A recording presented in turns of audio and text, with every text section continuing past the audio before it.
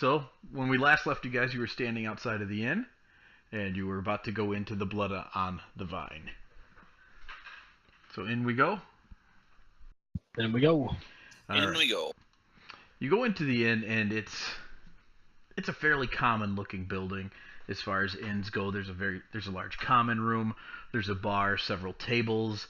It is, I believe, late afternoon when we left last time, closing in on sunset. And you would think at this point in time of the day there would be a lot of people in the tavern. However, it's nearly empty.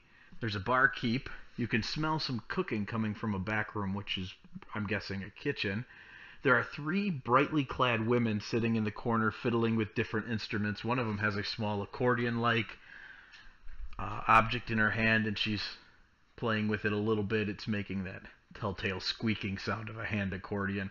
Another one has a flute, and the other one has some castanettas. There is also, like I said, the barkeep, and he is a big, burly, gruff-looking fella. The last individual in the inn is a youngish, blonde-haired man, passed out on the bar already.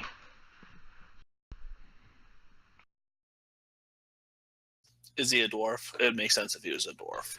No, he's not a dwarf. He's a human. Sorry, do we see the adventurer who's injured here somewhere? No, but there is a door in the back, and the way the wall is shaped back there, it's pretty obvious to see that it leads to some stairs that wrap up to the upper stories of the building. Okay. So let's, real quick, let's get, like, a room. Agreed. Alright. So you go up to the barkeep to get a room. And Is his name Arik? his name is Arik. How do we know that? Yeah, how did you know that? I am skilled. His name is in the 3rd part of the Volo's Guide to Barovia. That's fantastic. Oh, okay. If you didn't still have an inspiration from last week, I would give you one for remembering that. That's unfortunate. I think I would also give you one for sticking a donkey picture on Coletta's. Alright. You do walk up to him, and he looks at you, and he's like, how do you know my name? You have met one of our people before. His name is Volo. Oh, that man was an idiot. I can't believe he didn't die here in Barovia.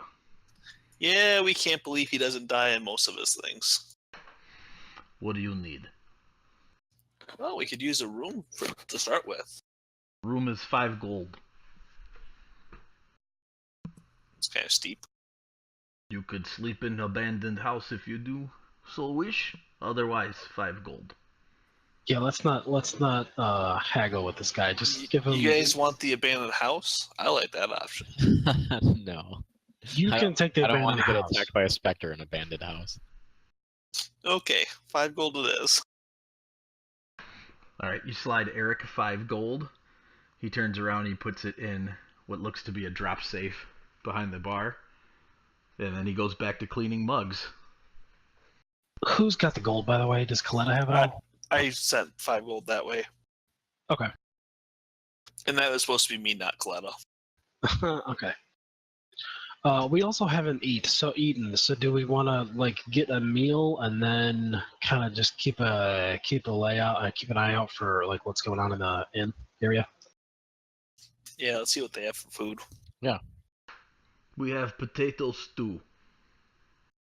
I'll take Excellent. some potato stew. Let's get 4 rounds of potato soup, please. Stew, I mean. There are 5 of you. Does little boy or hooded girl not eat? No. The boy, No, they're good. We're he's- good. The boy's got a tummy ache. He doesn't want to eat anything. Eric kind of backs up away from the little boy. He's like, you're not bringing any illness into my inn. We have problems enough. No, No, he's no illness. lactose intolerant and he had some milk earlier. I think it was ice cream is what he had. Alright. I think it's when that poison gas hit him. So Eric turns and he calls for his compatriot in the kitchen, and this fat woman comes out, and he tells her to bring out 4 bowls of potato stew, and she looks really concerned. And then you see her staring over at Coletta, who is staring deeply into a small mirror behind the bar. And you realize this is the first time she's actually seen herself since her transformation. I'm going to not grab her, put my arm around her. Just gonna grab her, put my arm around her, and just go find a table and sit down with her. Okay. You're leading her away, and she says, "I'm really pretty." Yes, just don't talk about it. Come on, let's go. All right. The woman goes back into the kitchen, and a little while later brings out 4 bowls of stew, potato stew. The marionette hops up onto a bench, and he sits there, and he's swinging his legs, all boyish fashion. He's playing with his face in a very awkward manner. You don't quite know what he's doing because the illusionary disguise that keeps him looking like a boy and not a disturbing marionette. He's putting his hands in places that you don't understand what he's doing, but he's up to something. And you guys eat. Is he in view of like the other patrons? Everyone. He is. It appears that the bartender isn't paying you any attention at all. He's really busy cleaning his mugs. Okay, I slap his hands out of his face and be like, you can't do that right now. Wait till we're in the room. You can do that when we get upstairs, but you're gonna get us kicked out. You're gonna like make people send torches and pitchforks at us. Ooh. He stops. Yeah, because all this hooting isn't helping either. Right. Don't worry, guys. He's just sick. It's okay. He's got a tummy ache. And something wrong upstairs. Ooh. He didn't. Yep. He didn't like that comment. All right. So Coletta's kind of pushing her food around. She's like, "Is it okay? I'm not really hungry. There's just been so many things we've seen." We'll talk about it really soon here, but for now we should get our strength and eat. Yeah, you gotta eat. You gotta eat, or I mean, don't have to finish your plate, but you gotta eat. Ugh, I hate potatoes. It's okay. I know you're not Irish, but you gotta eat it. So she takes a few bites of it, and she's obviously being very 12 about the whole thing. And then she tells you she's full. She's obviously what? Being very 12 about the whole thing. Does Okay. Eric have any fresh bread, such as it was described in Volo's? You didn't see any, and he told you he only had potato stew, but you could ask him if he has any fresh bread. I'd like to ask him. He says, "No bread," and goes back to cleaning his... How much was the stew? Stew, 1 meal is included with the room. All right. What's the inn look like on the inside of it? It's a big, about 40 by 40 foot room that you're in. It's got some arched windows on either side of it. The bar runs the full length of the room. There's a small room in the back corner that you guess is the kitchen, and next to that is the door that you believe leads upstairs. Other than that, there's the table in the corner that the 3 ladies are sitting in, and these ladies are very lively. They've been laughing and telling jokes and singing and playing music. They're almost the complete opposite of every other Barovian you've met so far. And then you guys are in the opposite corner of them at your table, keeping the marionette quiet. You said it's 3 ladies? Yes. How old do they look? What is their appearance? They all have dark hair, very sharp features. Like I said, they're very brightly dressed. Okay. How old? Late 20s, early 30s at the latest. So I missed that. How's the inn? Does it look like ramshackled? Is it like does it look like old, like run down? It's not quite run down, but it's definitely not well kept either. It's showing signs of age and wear. It's not in great condition, but it'd stay standing for quite some time if it was left alone and abandoned. All right, are we still eating, by the way? Yes. So what I want to do is I want to go talk to Arik, and I want to thank him for the warm meal, and I would like to talk to him about any, just let him know we're going to be staying here for a couple days, and ask him about the locals. Okay. You go up and you tell him that you've been going to stay there a few days, and he looks at you and he says, "That's unfortunate." And when he says that, you can tell he just doesn't like travelers. He keeps eyeing up Raven, being a dragonborn. You get the impression he's never seen anything quite like that. And maybe the only thing that has kept him from making a deal out of it was how polite Raven was to him when you first showed up. And when he says that to you, one of the women over at the table yell at him and tell him to be more kind to the visitors. All right, I got a question, Mr. Ark, the innkeeper. If you're an innkeeper, why don't you like visitors? Visitors have never been anything but trouble. And then one of the ladies yells, "And money!" And so one of them comes sauntering up to you at the bar, and she's like, "You'll have to excuse Attic. He's so terribly rude. Welcome to our tavern. Would you come join us for a moment?" Yeah, I will. She's talking specifically to me, right? Yes, she is speaking Yeah, to you. I will totally go hang out with her. All right.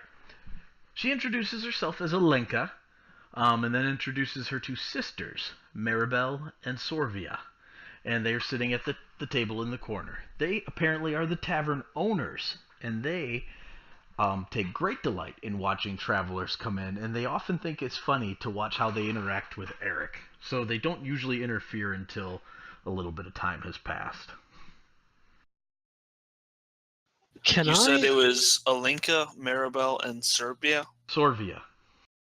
I am trying my best right now to make a distinction between myself and Kane, but I am inherently distrustful of women who are nice. So I'm going to roll an insight check to see what I think. Sure. Ooh, hang on, you might be able to do that at advantage. Yeah, please roll advantage. The other one was better. Never mind. So, you have this. You investigate him a little bit. You pay a little bit of attention to him, and from what they've told you so far, everything they've said is honest. They've, from what you've observed of their behavior when they came in, they've been watching the whole scene unfold. However, you do get the impression that they're shifty. They're I wouldn't quite say they're up to no good, but they're shifty. All right. So I asked. I'm sitting down with all three of them, right? Yeah. So I'd like to ask him about the establishment and about the town and how long they've been here. So we have not owned in too terribly long. Our mother kept it before us. She passed away some time ago. We took over. Town has been here for centuries, maybe even long before we were born. Anyways, the Blood on the Vine Tavern used to be called the Blood of the Vine until somebody played a cruel joke and disfigured the F and turned it to an N. But we liked the name. What else would you like to know? So the three of you are awfully attractive young women.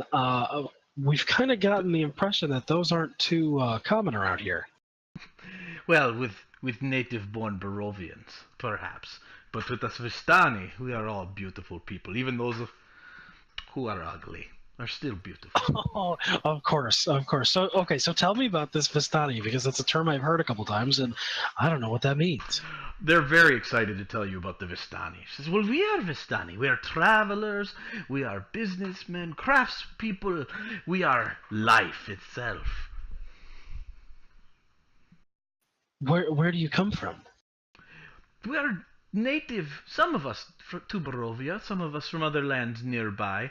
But the Vistani don't really have a home. There is no land of the Vistani. We come and go as we please. We live in wagons that we call Vardos, a name that most travelers would be unfamiliar with. We do not stay in one place for too terribly long, and we don't like to. So how did a couple of nomadic gypsies Yep. get stuck with this inn? Well, I said we were business people as well. If it's one thing the Vestani know, it's how to make a gold crown, and business is business. So when our people are back here in Barovia, we come to the inn to make sure Eric hasn't burned the place down.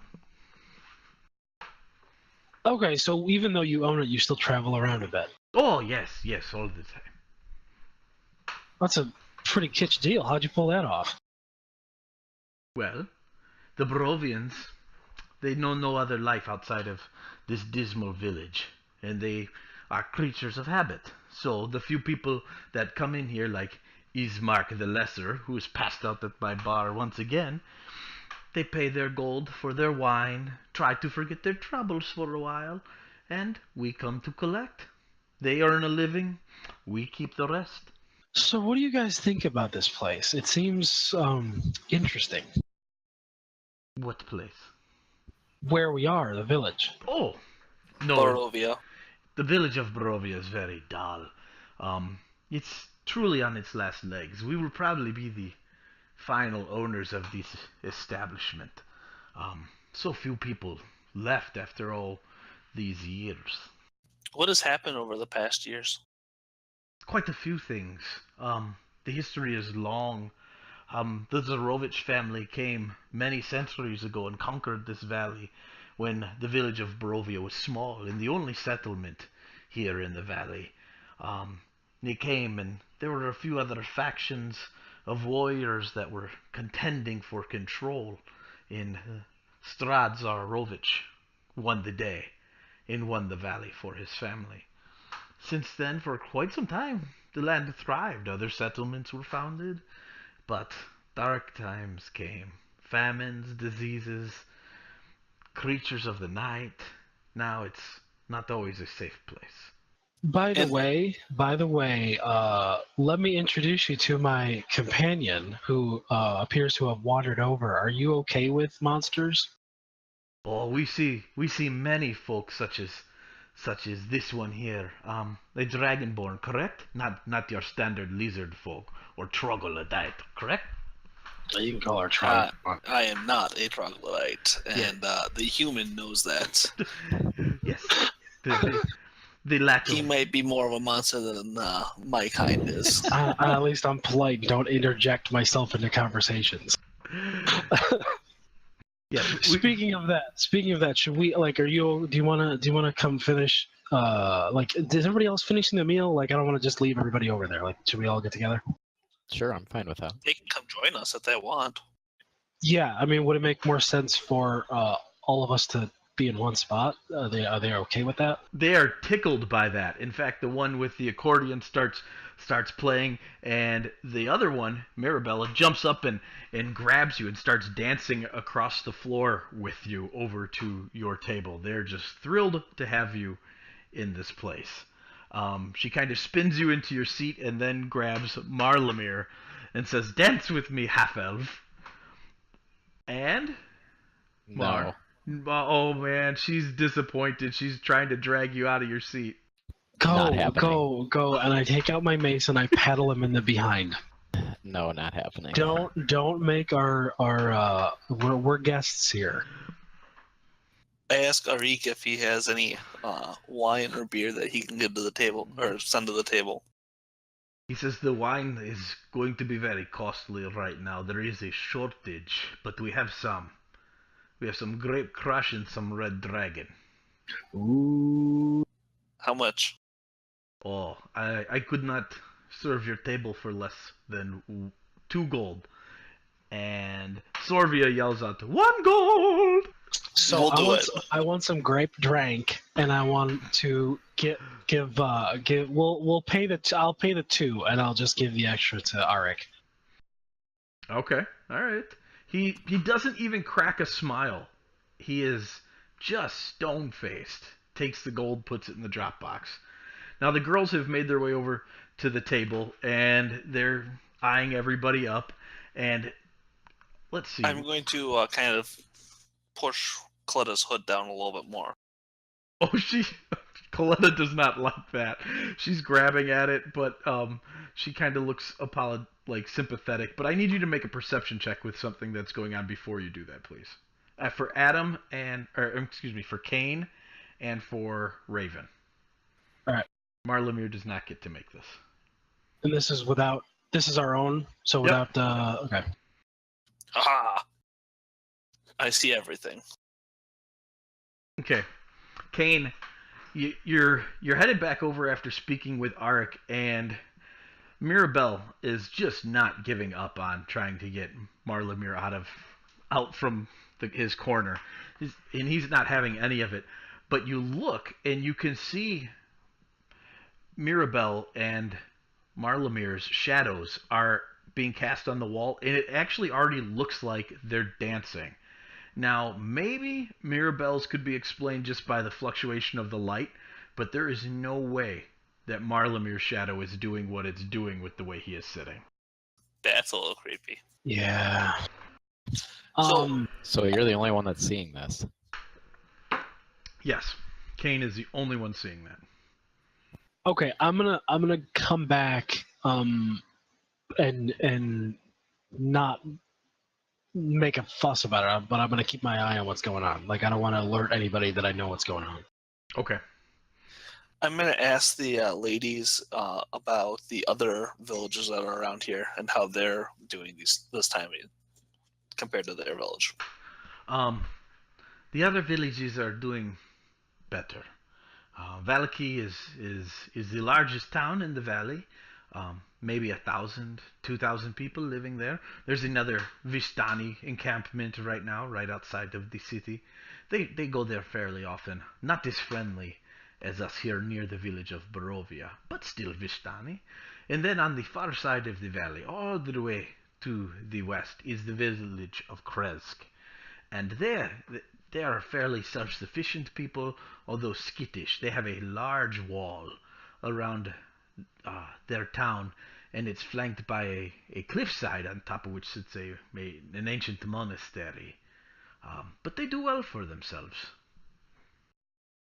So we're all back in the same area, right? Yep, everybody's hearing what's going on. So I am going to very gently but abruptly kick Raven under the table and just give like a knowing look to be like, keep an eye out, something's going on. All right. Yes, tell Raven who rolled a 5 for perception. There's a lot of legs under this table, so please make I don't even know what to say. Wisdom? Yeah, a wisdom roll just to make sure you're kicking the right leg. Okay.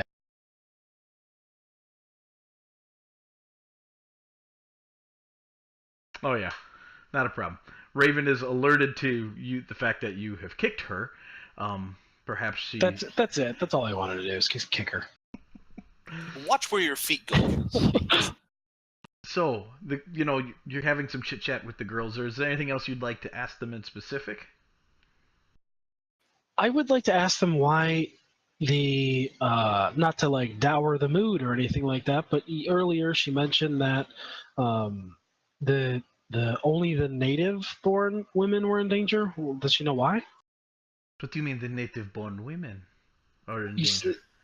I can't remember how this was phrased, but I was asking about how she's like they're okay, and she said, yeah, the Vishanti women or Vistani women are okay, but the only the ones around here have to worry. Do you remember that? Not quite phrasing it that way, but I think I understand what you're asking.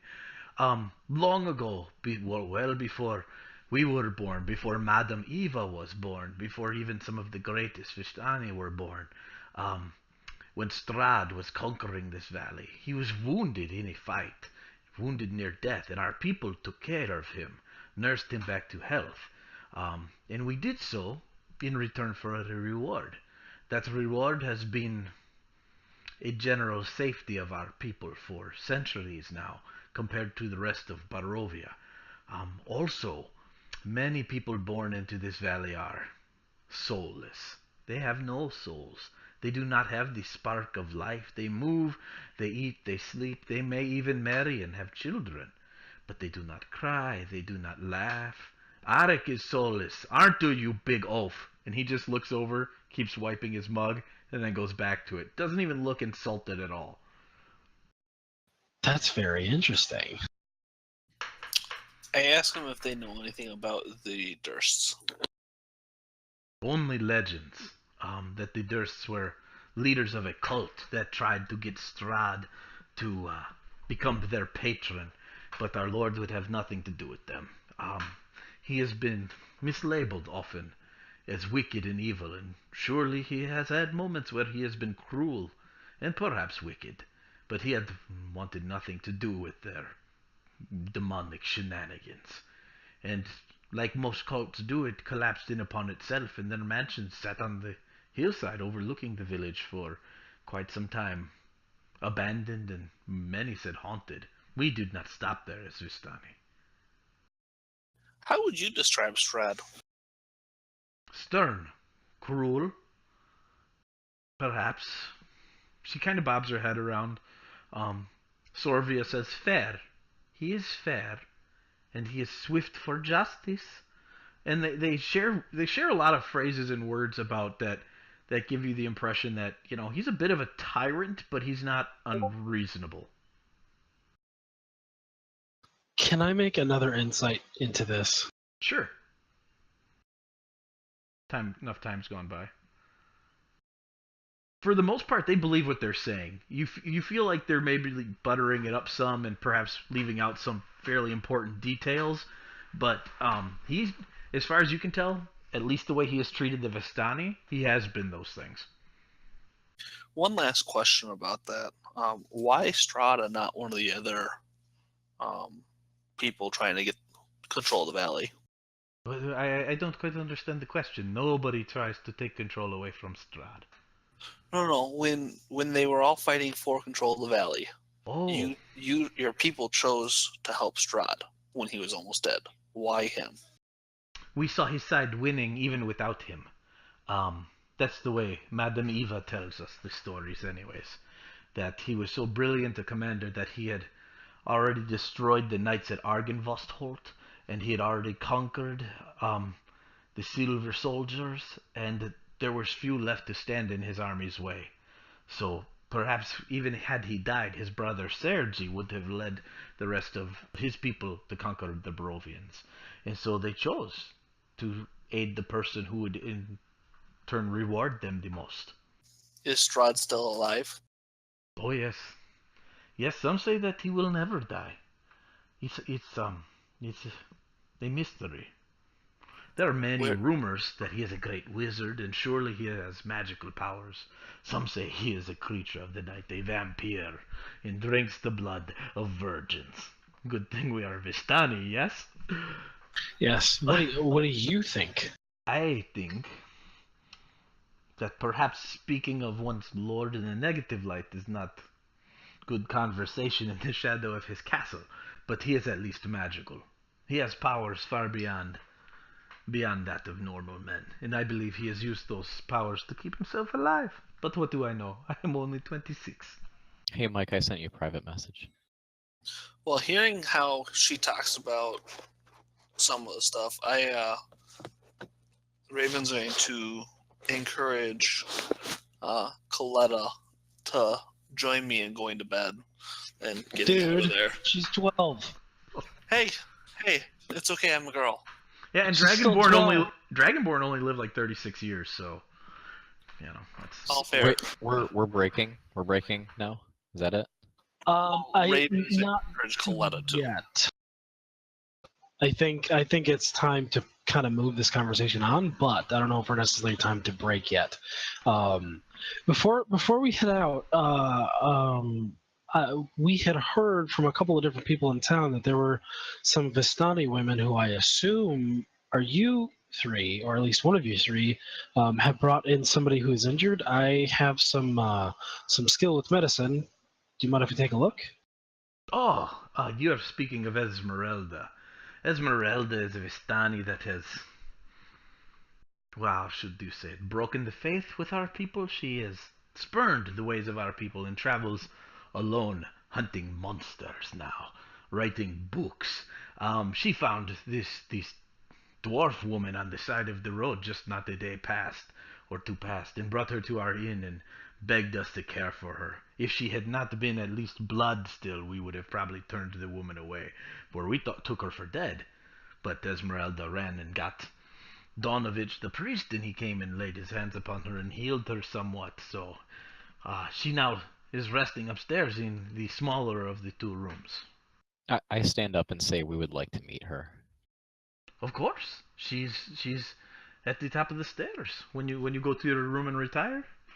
If she is awake, I mean, she was grievously injured. She was missing her left leg below the knee. Perhaps I believe from the wounds she took, it looked like she had been mauled by wolves. But if she's awake, by all means, visit her. Would you come up with us and check on her? As they're obviously the ones who tended to her first, so would they just come up with us and check on her while we check on her as well? Sure, one of us will come with you. It's I suppose proper for the hosts of the inn to introduce strangers who are staying in the same building together and just not have someone barging into a lady's room. That would be Very wise. good. Very good. Nobody likes that. So Sorvia goes upstairs with you. She's the one who's very sing-songy. She's the one who every time Eric tried to be rude to you, she sang out something different. She goes up and she knocks on the door, and you hear this woman's voice, gruff. It's almost manly. Say, "Go away." She's in fine spirits, it sounds like. At least this is all we've gotten from her the entire time she's been here. She says, "We're coming in. Put your clothes on." And she opens up the door, and sure enough, as you're beginning to suspect, there laying in the bed with the lower half of her left leg missing is Olgris. By the heavens, you made it alive. She's excited now. She's like, "I didn't ever expect to see you. You four. Who's five? Who's that?" She looks at the boy. Don't mind him. We'll talk about him later. We'll talk about it later. He's waving his that's arm in little that Timmy. backward fashion. Timmy. It's Timmy now. Timmy is waving his arm in that backward fashion and hooting at her, and she just kind of cocks an old lady eyebrow at him. And Sorvia's like, "Oh, it looks like y'all know each other. I'll leave you alone." And off she goes back downstairs. Ulgris is a little suspicious of backward jointed Timmy, but she is relieved to see you. So let's take some time. I want to see how she's doing. I mean, I know the priest checked at her, but I'd like to keep a quick an eye on her. As far as like something you could do with divine healing goes, it looks like Donovich did a fine job, as best as he could. The wound has been cleaned and dressed. It looked like it had the beginnings of some necrotic infection, the normal kind, maybe the onset of gangrene. But that was taken care of and trimmed away. It's all stitched up. But without a spell of regeneration, she'd never have her leg back. But he's done a fine job of healing her. Okay, and like medically, she's doing fine as well. She is. She swats your hand away as you begin to poke and prod at her a little bit, and tells you that she doesn't need a nurse. Not a nurse, I'm a doctor. He's just a man-child pretending to be a doctor. I'm not a man-child. I'm 37 years old at this point. Yes. Man-child. Okay, so let's catch up. Let's tell her what has been going on with us and little Timmy What about over our other here. friend? Robert? Yes. Last she remembers, she says, "We are fighting the wolves. It didn't last long. One of them jumped me and I tumbled down into the ditch, and when I went to stand back up, my splint had come undone and my fracture had broke the skin, and my leg was barely hanging on at all at that point. Roberto tried to come down the slope to defend me, but they took him down and dragged him off through the weeds. Then those buggers started gnawing at my open bones like a bunch of dogs and ran off with my leg. They left me alone after that. I crawled up onto the roadway where this woman in a wagon came down the road. She saw me crawling out and picked me up off the road, threw me in the front seat, and drove me here." That's amazing. How long ago did that happen? Yesterday? I've only been here a day, maybe a day and a half. It's hard. It's hard. I was in and out of consciousness for a little while the fat priest was working on me. By the way, off topic, how was the potato stew? How was it? It was very bland. It was about as good as the weather. Okay, all right. Excellent. There's a reason why I asked that. I'm just not ready for it yet. Jeez. Okay. I So am entirely suspicious now. no, I mean it's whatever Okay, that's fine. We'll let it sit. for now. Yeah. She also comments she's amazed at what you tell her. She's like, haunted houses? I've been, aside from the wolves, I mean, this place was weird. We ran into that creature on the road and the wolves, but haunted houses? Demonic running mimics? Lads, I've been around in Lasses, right? Yes, Coletta and Raven. I've been around this for adventures for a long time, and mimics don't run. It's the whole thing, gibbering mouthers. It all seems to be too much. Yeah, there's something off about this whole place. Speaking of that, you notice anything weird about the Vistani sisters? Aside from the fact that they actually seem alive and everybody else here seems like a walking corpse that isn't rotten yet, no, they've treated me well. They didn't like Esmeralda. That's for certain. They called her a backstabber and a traitor and somebody who turned on her own kind, but they weren't going to do the same, so they helped her for a good chunk of coin. Esmeralda had to pay quite heavily to leave me here. So at this point, I tell the company what I saw with the dancing shadows. Ah. Well, that's just adding to the creepiness of the place. Not surprising, though. I mentioned that I don't trust them.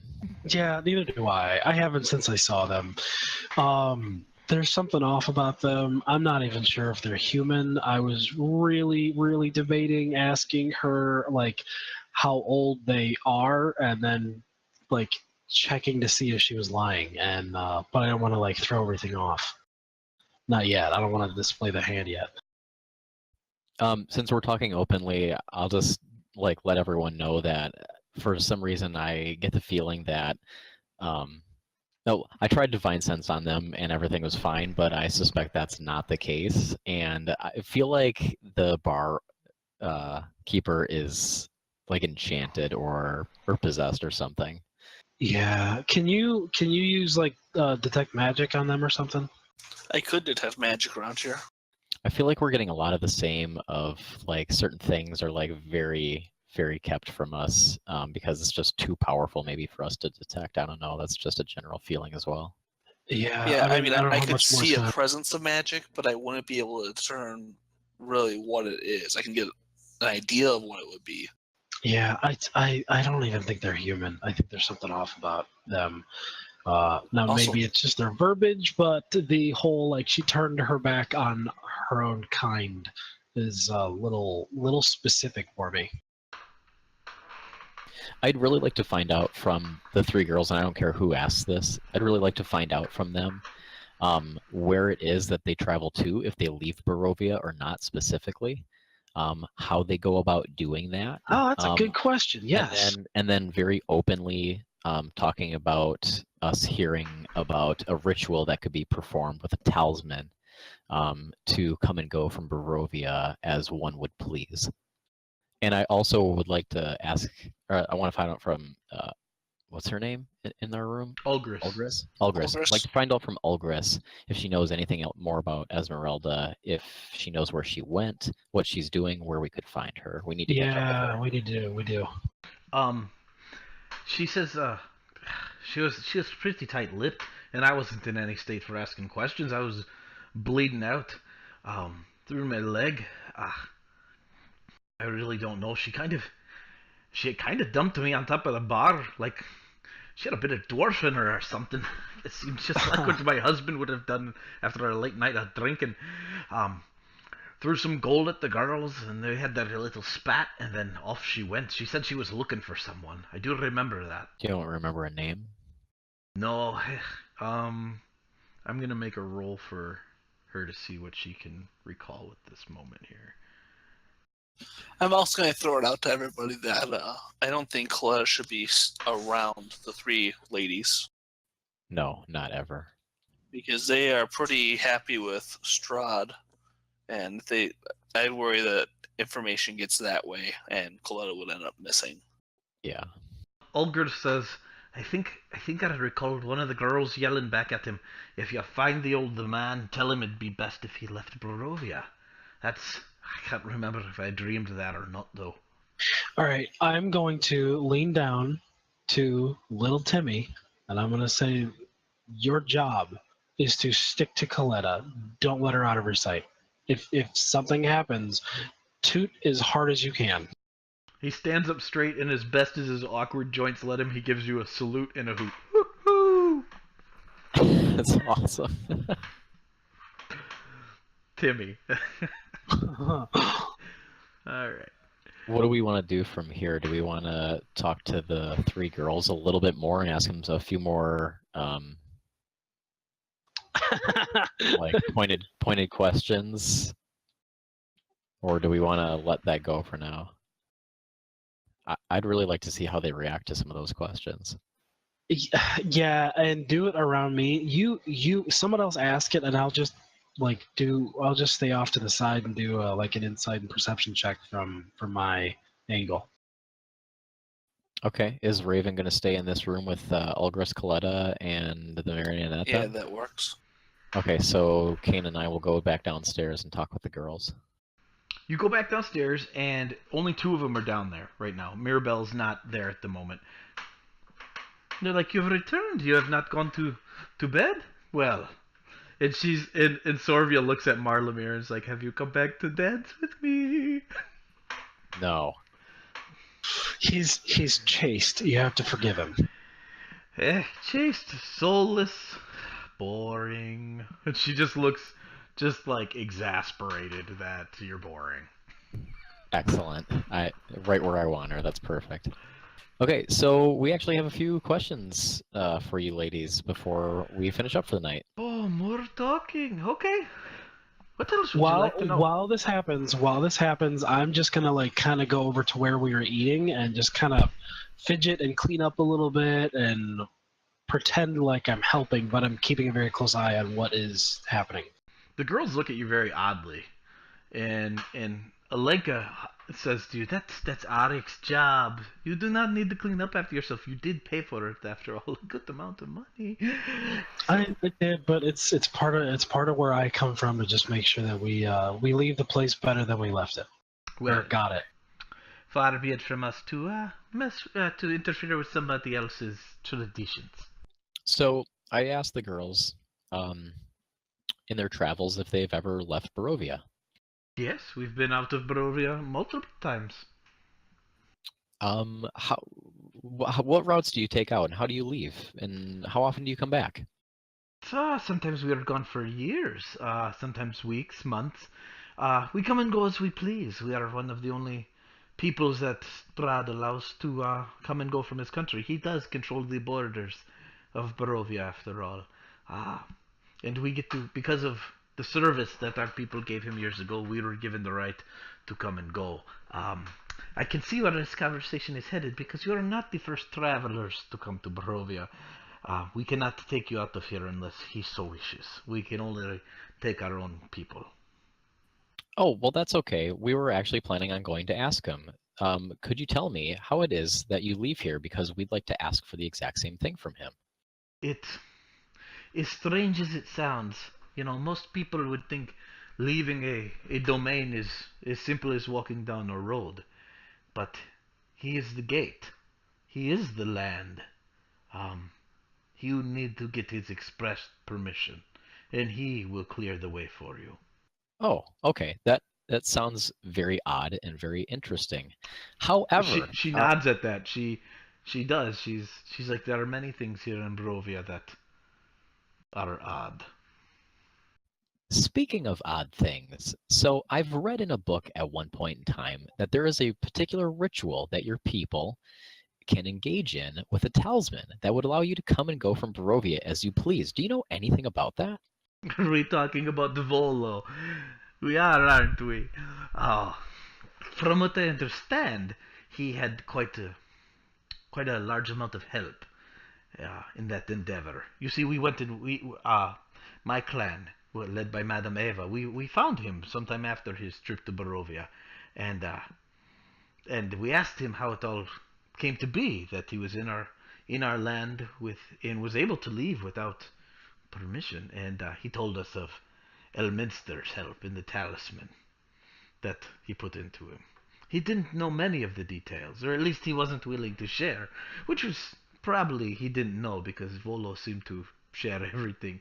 The man has no perchance for silence. Um, yes, but it was quite a powerful spell that was able to drag him from this country.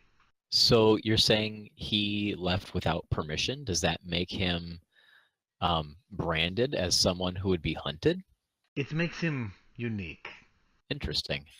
You mentioned before that Esmeralda was here. Do you know where she went? Why would you ask? Well, you see, she found our friend upstairs, and we would very much like to thank her personally. It was a great service that she did, and we'd really like to catch up with her and find her. Esmeralda is a problematic individual. She has, throughout all of her life, had a strange adventurous spirit. Every Vistani longs for travel and adventure, but hers was angry. And yet she was capable of so much kindness and good. She hunts things that do not, well, she hunts things that do exist, but she hunts them in places that they are not, is perhaps the way I should say it. She looks for monsters in men when men are sometimes simply monsters in and of themselves. And many people in this land have fallen to Esmeralda Diavnir without trial, without justice, without fairness. She is dangerous, even if she did help your friend. That is an interesting opinion for one of your own people. Ugh. As far as Kane can tell, they're telling the truth. There's not many Vistani who turn from our clans. We are a very tight group, governed by our eldest that live, whether they be men or women. And to turn your back on the clan is the gravest of offenses. And we continue to honor the bloodline of a fellow Vistani who is left, but they are not always welcome back, and in many cases it is impossible for them to come back. They are in a sense cursed. Well, I understand your position with your people. No matter, we are still looking for her. Your opinions aside, if you know where she might be or was going, we greatly appreciate it. Well, she drove her Vardo west out of town, and as far as I know, she did not stop at Tesserpool, where the rest of our people are, until you get to Valkyrie, where perhaps she stopped at the other camp. But I doubt it. She's looking for an old man who has the same troublesome behaviors as she does. Is Valaki? Valky another Vistani camp? No, it's the biggest city in the valley of Barovia. It has a palisaded wall. It has its own. It's not quite an army, but they have several soldiers of their own there. It's central in the valley. There is a Vistani camp on the west end of the forest surrounding the city. Okay, very good. Thank you so much for the information. Oh, you are quite welcome. Are you sure you don't want to dance? Positive. All right, so we both head upstairs then. So I'm guessing you relay the entire story? Yeah, entire story. What are we all thinking at this point? Like, what do we want to do? Get some rest now? At some point, oh, I forgot to ask her. Frick. Can I? Well, never mind. I would like to head over to the church for maybe an hour or so and just bring some food over to the priest and talk with him for a minute. Kind of about about the sisters and a couple of different things. Mm-hmm. But I don't want to do that while we're still doing stuff. So as soon as we start to rest, I want to just take like an hour and head over there for a little bit. Okay. You want to leave by yourself while we're resting? Yeah, but that's what I wanted to ask her about. Like, how are the streets at night? And I forgot to. Okay. You don't want to do that in the morning? You don't want to do this in the morning? No, I want to chat with him and like talk with, because he's still chapped with me, and I want to break some bread with him. Okay. You want to go by yourself then? Yeah, maybe. I mean, I can go by myself. If little Timmy wants to escort me, that's fine. But I don't wanna, because he doesn't need to sleep, does he? I'd imagine no. Nobody saw him sleep the last time you guys camped. So why don't I bring him with me just for just a little bit more help, and then he can just kind of stay outside. Okay. How about we wait to go to bed until you get back? Yeah, that's cool. I'm not gonna be gone long. Okay. That works. Raven, is there anything you'd like to contribute here before Adam runs off on his quick little errand?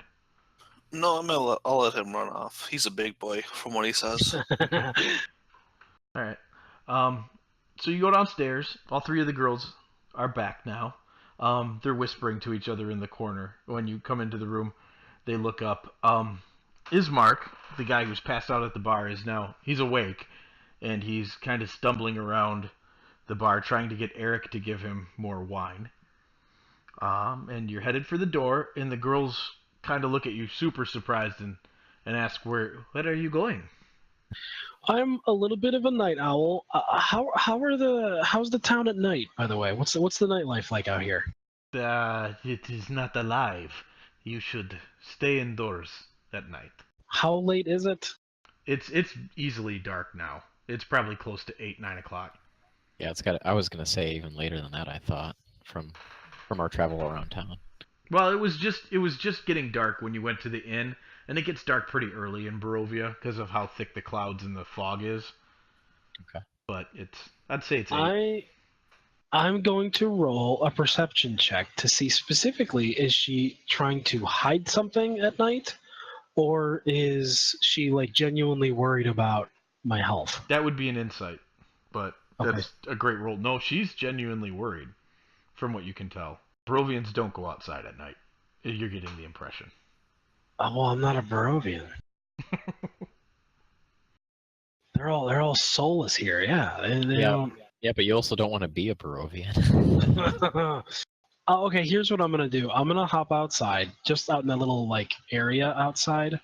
It's still in the like in that like little intersection area, and look down the street towards the church. What's it look like? Can I see lights or anything? You can see some lights on inside the church because it's not that far. It's, maybe 100 yards to the church. A couple other houses you can see faint glimmers of light through the boarded up windows, but not many. The house where you saw the old lady fighting with the couple is on that path, and there's a small light on inside that house. You don't see anything else, though. All right, I'm gonna jog over there. I'm okay with that. I'm gonna jog over to the church. Now, you did say you wanted to take him some food before? Yes, sorry. I wanted to bring him some stew. Okay, I remembered you putting that on the Discord page. So you get a to-go meal. The girls tell you they'll put it on your bill because this one's not included. Yep. And off you go. You make it to the church just fine. You do at that crossroads down to the east. You do see a small group of people. Looks like they're walking down the road, and they turn the corner out of view pretty quickly. How are they walking? I mean, they left pretty quickly, but were they like casually walking, or were they like hurriedly walking? You can make a perception check. It looked like they were all Nice. stumbling around, but they were walking quickly, but they didn't look like they were walking normally. Okay, so there's zombies wandering around the town. All right, so I'm gonna knock on the door of the church. You see some movement in the window, and you hear Donovich gasp. He's like, and then the door flings open, and he grabs you, and he pulls you in. He's like, "You fool! What are you doing outside at night?" It's just zombies, man. It's just zombies. Many of them, far more than your friends and I could handle together. Come in. And he shuts the door and he starts bolting it closed. He's like, you are either extraordinarily brave or stupid or both. Somewhere in between, yeah. All right, so I wanted to bring some food to you. I'm sure you're probably ate at this point, but I kind of just assumed that the inn probably had the best food in town, and I wanted to treat you to something and apologize for the coarseness of my attitude earlier. He starts laughing. He's like, he just busts laughing. He's like, you risked your life to bring me the worst potato stew in all of Barovia. It was terrible, wasn't it? I mean, like, it's awful. potatoes. He's like, come, I get bread and cheese.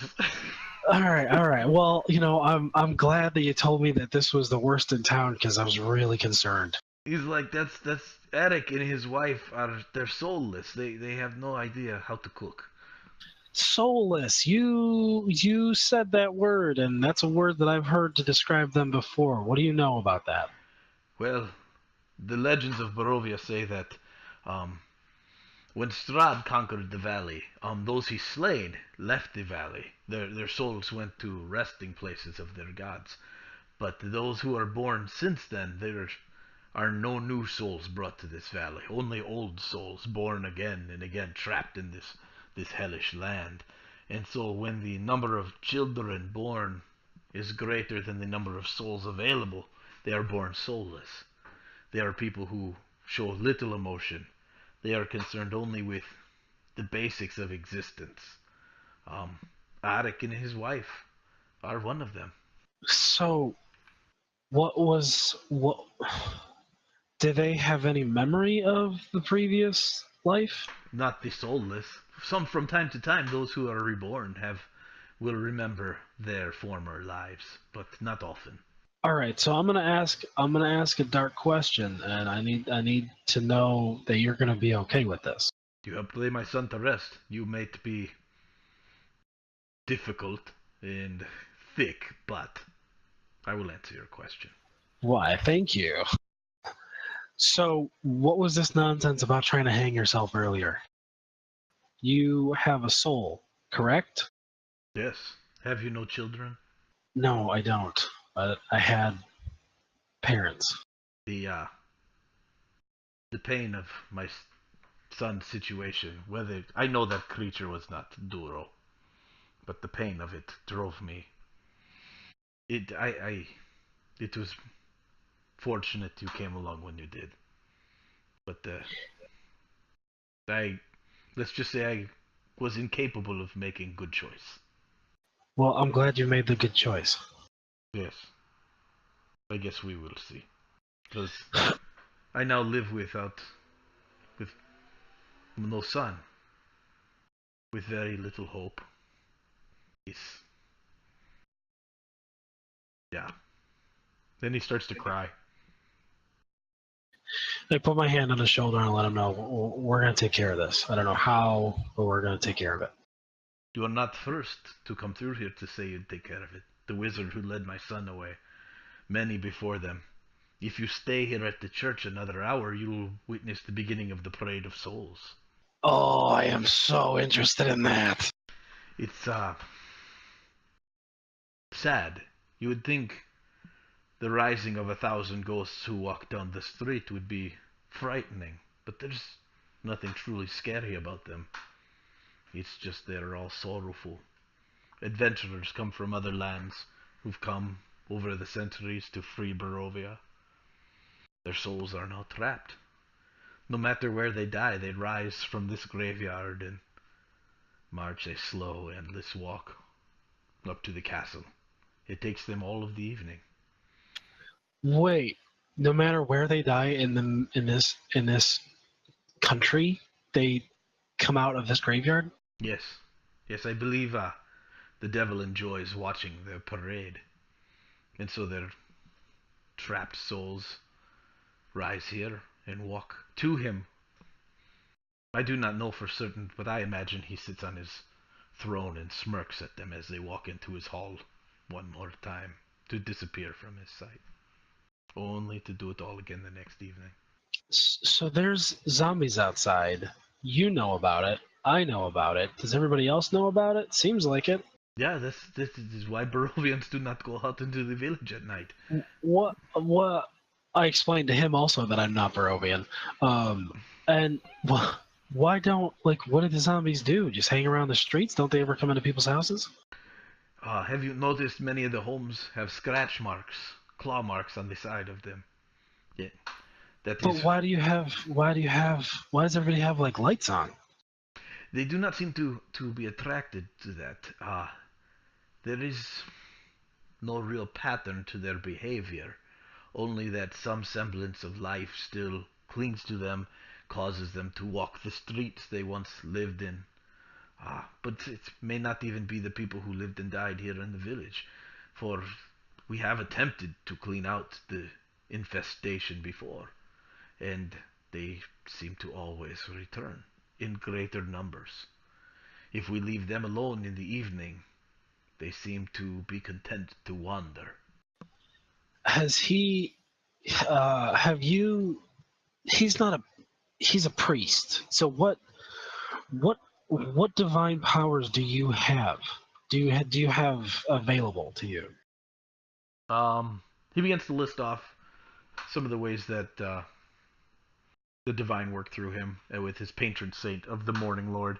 Um, he's got enough divine spells up to probably the 3rd level, from what you're hearing. Okay, but he's not a cleric per se. No, he's not trained in any arts of war or anything like that. What about like being able to sense evil or undead or anything like that? Do you have any ability to do that? Eh, yes, it's a gift of the Morning Lord, but we do not use it. Those of us who've attempted to be men of faith in this community, often the reaching out with that kind of sense makes one sick, and it also has a tendency, at least I believe so, to draw the dead to the source of that searching. Yeah, that's what happened earlier, twice. Yes, that has been my experience as well. So I know they're here, and so unless, like I did when I was younger, I do not use it unless I'm hunting them. And as Sure. I said, hunting them seems to be a fruitless endeavor as they just return. It felt both times that I did it since I've been here. It felt like it was coming from the ground itself. Yes, yes. This place, Barovia, it is not normal. I mean, I'm sure you have figured that out by now. Yeah. It is. Travelers have come from other lands and they tell stories of how things work there, that the undead are rare, that no place, unless it is highly cursed, has a graveyard in the middle of a living village that spawns 1,000 spirits every evening. It's only here. Yeah. Okay, well, we need to talk more about this. I think there's a lot more that we can learn from each other, but I need to get back to my friends. Yes, that it's probably wise to do so. All right, so it's getting later, so I'm going to have little Timmy stealth out and kind of have him guide me out to make sure that there's no like zombies in the way. As far as little Timmy can tell, he thinks the coast is all clear. All right, run, run, run, run, run! All right. There are several zombies actually nearby, near the church itself. There were 2 clawing at the backside of the church, far away from where you were talking with Donovich. But you are quite a bit faster than them, so you get out and you can keep pace with them. But they were there. And as you run down the street again, you're looking between buildings and everything else, and they are all over the place. With the amount that you see in this short little trip to and from the inn in the church, you would guess there's maybe 300 to 400 zombies that wander the streets of this town at night. Good lord. Okay. All right, so I'm heading back towards the inn. Okay, you run into the front door of the inn, and Alenka and Maribel look very disappointed and pass Sorvia a stack of coins. I give them a thumbs up and nod and head back up to the upstairs. All right, so I'm going to relay what I have talked about as far as like the undead, what I saw, how they're everywhere, about how there's the 1,000 souls, the parade of souls, and all that. I just say that's some stuff. That is stuff. Let me tell you. That is absolutely some stuff. I need me a hit of some grape drink. You probably earned it after all that ridiculous list. What would you guys like to do from here on out?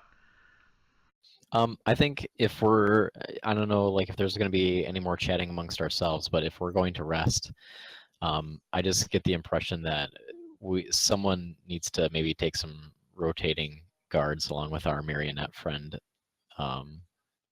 because I just don't trust us in this inn.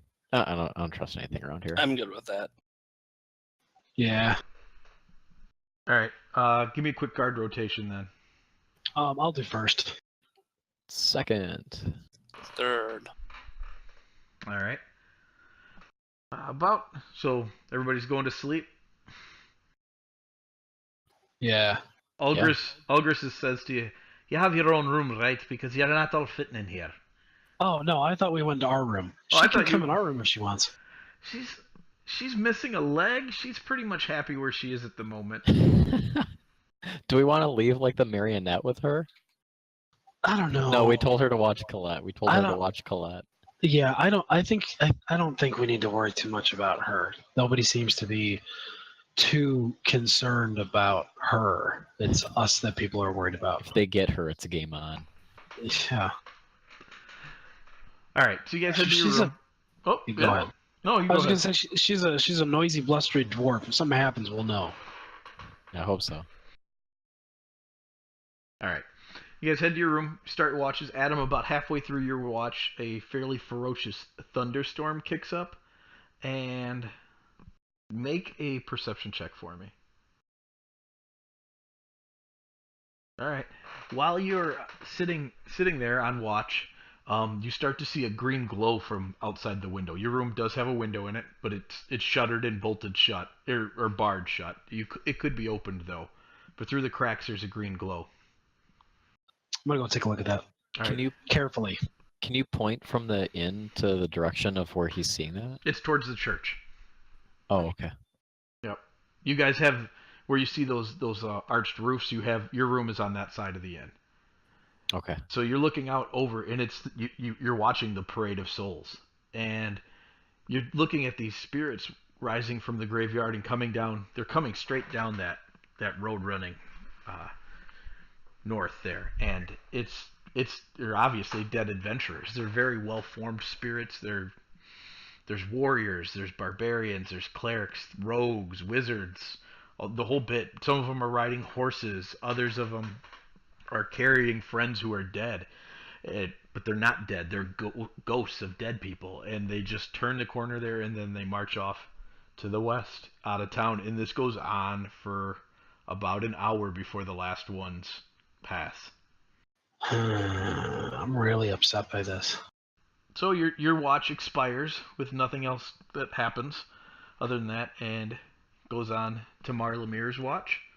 And the storm is kicked up quite a bit. It's fairly ferocious at this point. A lot of howling wind, pretty frequent thunder. But it's nothing that you guys haven't been through before. It doesn't feel unnatural or anything, but it's a pretty powerful storm. So Mar, I need a perception check from you. Okay. All right. In the middle of the storm, you're sitting in the room, and a flash of lightning lights up the room, and you see the silhouette of somebody standing near the door. And then the room goes back to however dimly lit you guys have it. I'd imagine you're a half elf. You probably don't have any exterior light source at all. You wouldn't need one. Right. Where am I in the room in relation to the door? I would have imagined you would probably be sitting in a chair in a corner where you could see the window and the door. So opposite of the door. It looks like when the room lights up from the lightning, it looks like somebody's standing in the room. But as soon as the lightning's gone, there's nobody there. How far away is the door? 10 feet? Can I quietly, so that not to disturb anyone if they are on the other side of the door, and not to disturb anyone in the room, quietly move across the room and crack open the door? Sure. I can see in the dark, so I'm not really worried about that. Sure. You sneak over across the room. You know, you don't see anybody else there. You crack open the door. You can hear Ulgris snoring across the hallway. The bar downstairs is absolutely quiet. It's, I mean, as much as you can hear from the pounding of the rain and the thunder, but there's nobody in the hallway. Okay. Closed door, back to chair. All right. Your watch goes by. Raven, you're up. Perception She's a check. little groggy waking up. Yeah, it's, last on watch. You're in the fourth watch of the night. I let Raven know what I just saw something weird. I thought I saw something weird. I don't know what happened. There was nothing there. All right. Raven, in the middle of your watch, you hear shouts. I'm going to cast darkness in the room. Oh, It's a magical darkness that I can see through, but nobody else can. awesome. All right. While everybody sleeps. Cool. I'll make a roll. All right. So in the middle of the night, you hear shouting from outside the window. Well, I'm going to go take a look. There is a orangish red glow coming from the south. Orangish red glow. Mm-hmm. You'd have to stick your head pretty far out the window to see if you could see where it's coming from.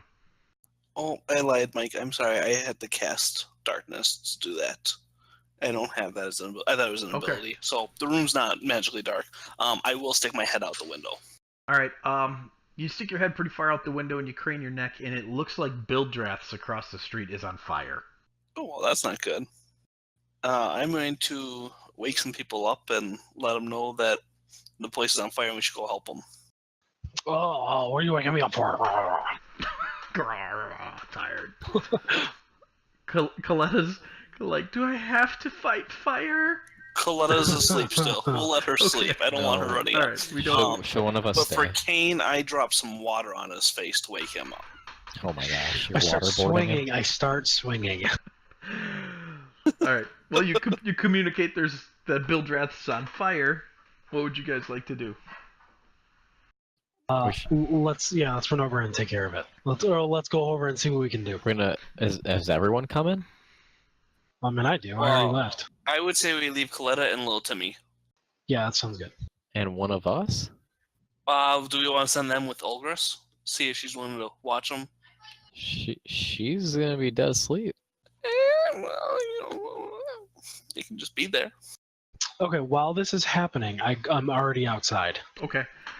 You guys are Adam, Kane, you are the only one in the road. Nobody else is out to fight the fire. Bildrath is out there, and he's standing outside of his building, his home. He's in his nightgown. The fire's pretty extreme already at this point, though. Did I get any of my spells back, by the way? Yeah, I would give you guys a full rest. Okay.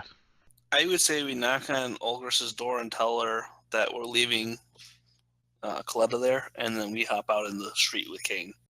What is Bildrath doing right now? He's just kind of standing there with his hands on his side of his head in a state of woe as his building continues to burn. All right, so I shake him and I ask him, like, where's the water? Where's the buckets? Well, like, come on, man, slap. He turns around, he points. There's a well. Kind of, you almost ran past it as you went to see him. But in your hurried state and in the darkness before you didn't notice it. It's not a real big well, but it's back towards the end across the road.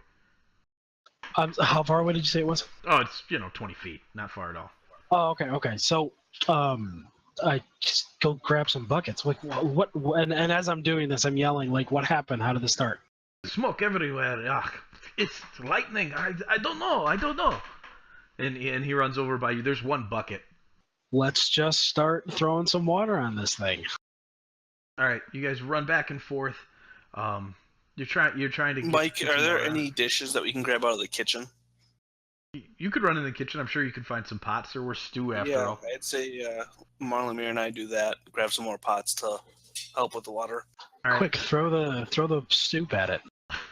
You run in there, and Arik and his wife, Cladvia, are on a mat sleeping in the corner. They don't even care that you've run into the kitchen, which is apparently also their bedroom, and grab their pots and pans. Arik kind of rolls over, looks at you, and goes back to sleep. You're running back through the inn, and Ismark is still passed out on the bar. He went back to drinking, and he's passed out there. You get the feeling like maybe this guy never goes home. Can we go back to something that you just ran over so quickly, and I really feel like it needs some attention? Sure. His wife's name is Cladvia. Cladvia. What? Hey man, it's in the list of ladies' names in the module, alright? There's only so much I can do. Oh, And Ryan right. isn't lying. I mean, these Slavic names, almost every one of these ends in an A. Actually, Yeah. I'm looking at it, I'm and telling you. I don't know if there's one in this entire list. There isn't. There isn't one name in this entire list that doesn't end with I know you listed others, but I still don't disbelieve that they're major characters. All the major characters. Well, even have in that list, I had to put Kren Warrior Woman. Yeah, I know. Not even a real name. It's a title. Anyways, so you guys, All right. you guys do your best to fight the fire, and between you and the rain, I mean, eventually it does go out, but the entire top half and a good quarter of his store went up in flames as the sun starts to come up. Oh man. Ask him if there's anything we can do to help him.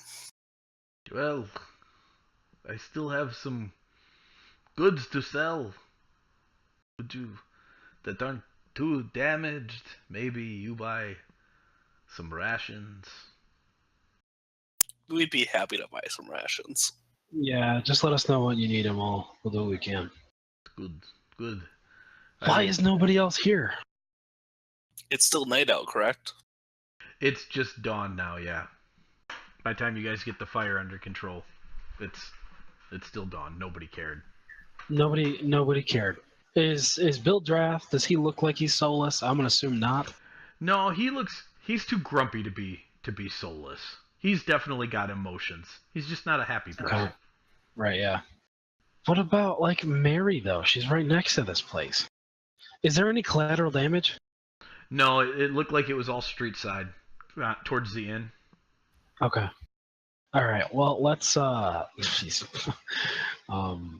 I want to buy him some food too, but it's gross soup. Send him to the church. God. Jeez. Serious, totally serious right now. Send him to the church. Yeah. I mean, let's. I don't know. Let's. How many customers a day do you normally get? 2? Go to the church, man. You're not gonna miss anybody here. Yeah. And he's carrying a bunch of stuff, like things that it looks like he was able to salvage as he was running out.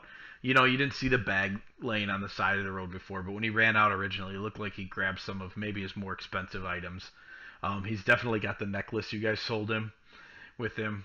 And he's just shaking his head about how much stuff he's lost. And he hurries down the road to the church. And you're looking around, and you get the feeling like this is early enough, close enough to the morning that the undead have gone back to whatever abandoned houses they reside in. Okay. Yeah, I was gonna ask if he needs any help heading over there. No, he says I'll be fine. It's too close to daylight for the flesh walkers to be out. All right. So let's. We didn't really talk about it, but we were gonna do something to leave town early in the morning, and I don't remember what. That was to the northwest or east. We came from east. We were gonna go west South. out of town for something. I thought we were going to visit south first because we didn't. No, that's what I thought we were doing. We were going south. In the village. Okay. There was something that we were gonna go look for what's her name's daughter, right? For Yeah, at the Gertruda? castle. Yeah, Gertrude is Okay. All right. maybe at Castle Ravenloft. That's where Mary thinks she ran off to. Okay, all right. So let's go down to the south and see what's down there. Are you going back to the inn at all? Do we? Oh, we Drop off the we couple probably pots. should. Yeah, Should pick we- me up. Pick me up. let's grab Coletta and Timmy. Yeah, that's probably a good idea. So you go upstairs. You get Coletta and Timmy. And the door to your room is open. And you could have swore you closed it before you left. Well, I'm in it. Weren't you across the hall with Algris? I think you went next door with Algris. Yeah, thought. you were with Coletta and Timmy, and you guys all went over by Okay. Algris, right? All right. Yeah, sorry, I missed Okay. that. No, I just wanted to clarify that. Yeah, the door to your room is open. Does anything appear to be missing? No, but there is something that wasn't there before. Which is? There is a small table in your room, and on it is a pouch. I'm going to cast my cantrip Mage Hand and open the pouch. A whole bunch of coins, gold coins, spill out of it as you open it up. Can you detect magic on that? I'm worried. I mean, obviously this is magical. Well, first off, is it made out of like a zombie skin pouch?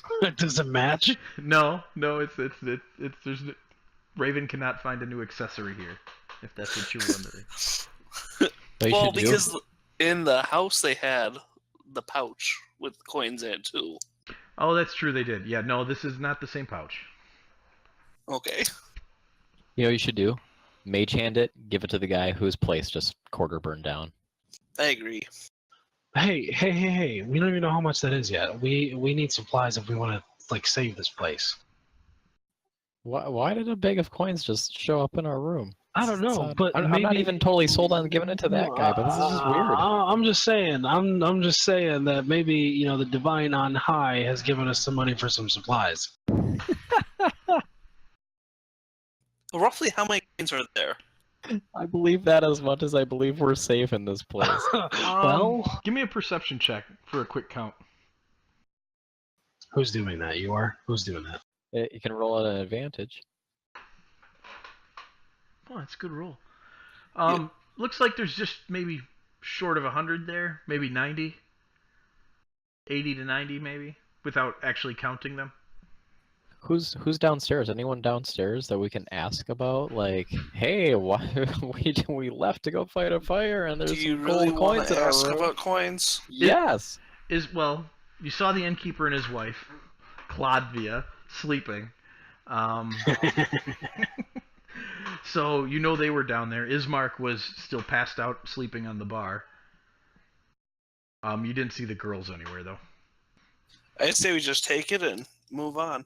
Let's hesitantly take it. Okay, you pick it up, and Not now touching that it. you're handling it, it's 90. There are 90 gold coins there. Are we splitting this 3 ways? Not No. yet. Not yet. No.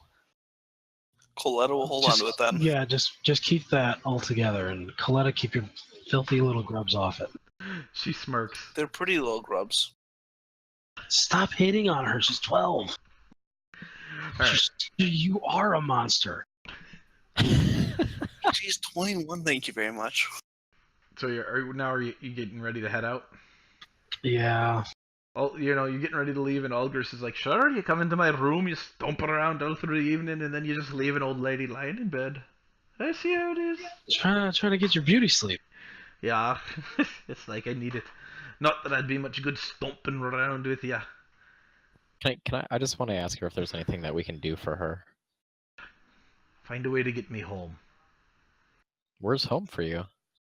Stonefield, where we were fighting, where they broke my leg before it got buggered off by a bunch of wolves. We'll get you home, we promise. Hey, and tell them not to bring up any more potato stew. Yeah, I know. Yeah, dwarfs will eat just about anything, but that stuff is just awful. Did we get enough rations to rations to hand her one? You bought none. You bought no rations. I thought we were gonna buy some from him. You were, and then But you you got your didn't, shiny actually. book, and then you ran out the door. No, No, he just offered just now. When the Oh. place burned down. Oh. Well, we didn't actually engage in a transaction, but yes, we can Yeah. fix them up. That's fine. They're a gold apiece for a day's So worth. how many did he have? You can have 7 days worth. 7 each. No, 7 total. Okay, then we'll do 7. All right. So you guys trundle downstairs, and the whole group is coming. Coletta, little Timmy, The whole Yeah. group. and as you're coming down the stairs, Coletta runs smack into Ismark. He's up stumbling around, falls on her butt, and I need to make a roll for this. And he gets a good look at her, and he looks at her and he says, "Irina? Irina!"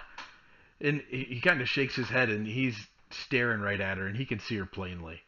And he, Buddy, step in stop. front. You should Put probably it stop. back on. Step in front. he's like, that Nope, is my you're sister. mistaken. No, I am not mistaken. That's my sister. But you're right. It's not my sister. She should be far older by now. My sister is dead. Then he stumbles back over to the bar. Hey, what happened to your sister? And he looks over at you and he's like, "Where's Arik? I need my breakfast." Oh. I offer to buy him a beer or some of the wine if he tells us what happened to his sister. 12, almost 13 years ago, my sister was noticed by Strahd the devil. And he caught her one night out on the street and bit her in the neck, starting her transformation into a vampire. Because I don't know why. Legends say that he fancies a certain type of girl. And we took her to my father's house, the burgomaster's mansion in the south of town, and defended it against his zombies and his wolves and his shadows. And he paid nightly visits to the place, but we would not invite him in, so he was unable to get to her. But we knew we could not outlast him for long, so we attempted to take her to Valaki, a much more well-defended city, and my brother Escher and my father Kolyan and some adventurers that had come to town and promised to aid us. Along the way, there was a battle with Strahd himself. He came riding from the sky on a horse whose hooves flamed like fire, and he swept Irina up and attempted to carry her off, but one of the adventurers cast a spell and ripped her from the back of the horse, and she fell and broke her back. My father ended her that day. Strahd was furious. His screams shook the ground and broke windows, and he took my father in Escher and slayed the adventurers, and I have seen neither of them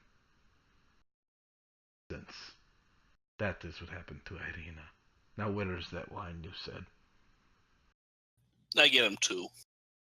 Give him 2 wines. 2 Yeah. wines. On that note, guys, do we want to find a house and kind of secure it if Strahd can't enter it and keep Coletta there? Well, I mean, part of the problem with that is if it's not a house that we own. Yeah, I know. We have a deed for a house.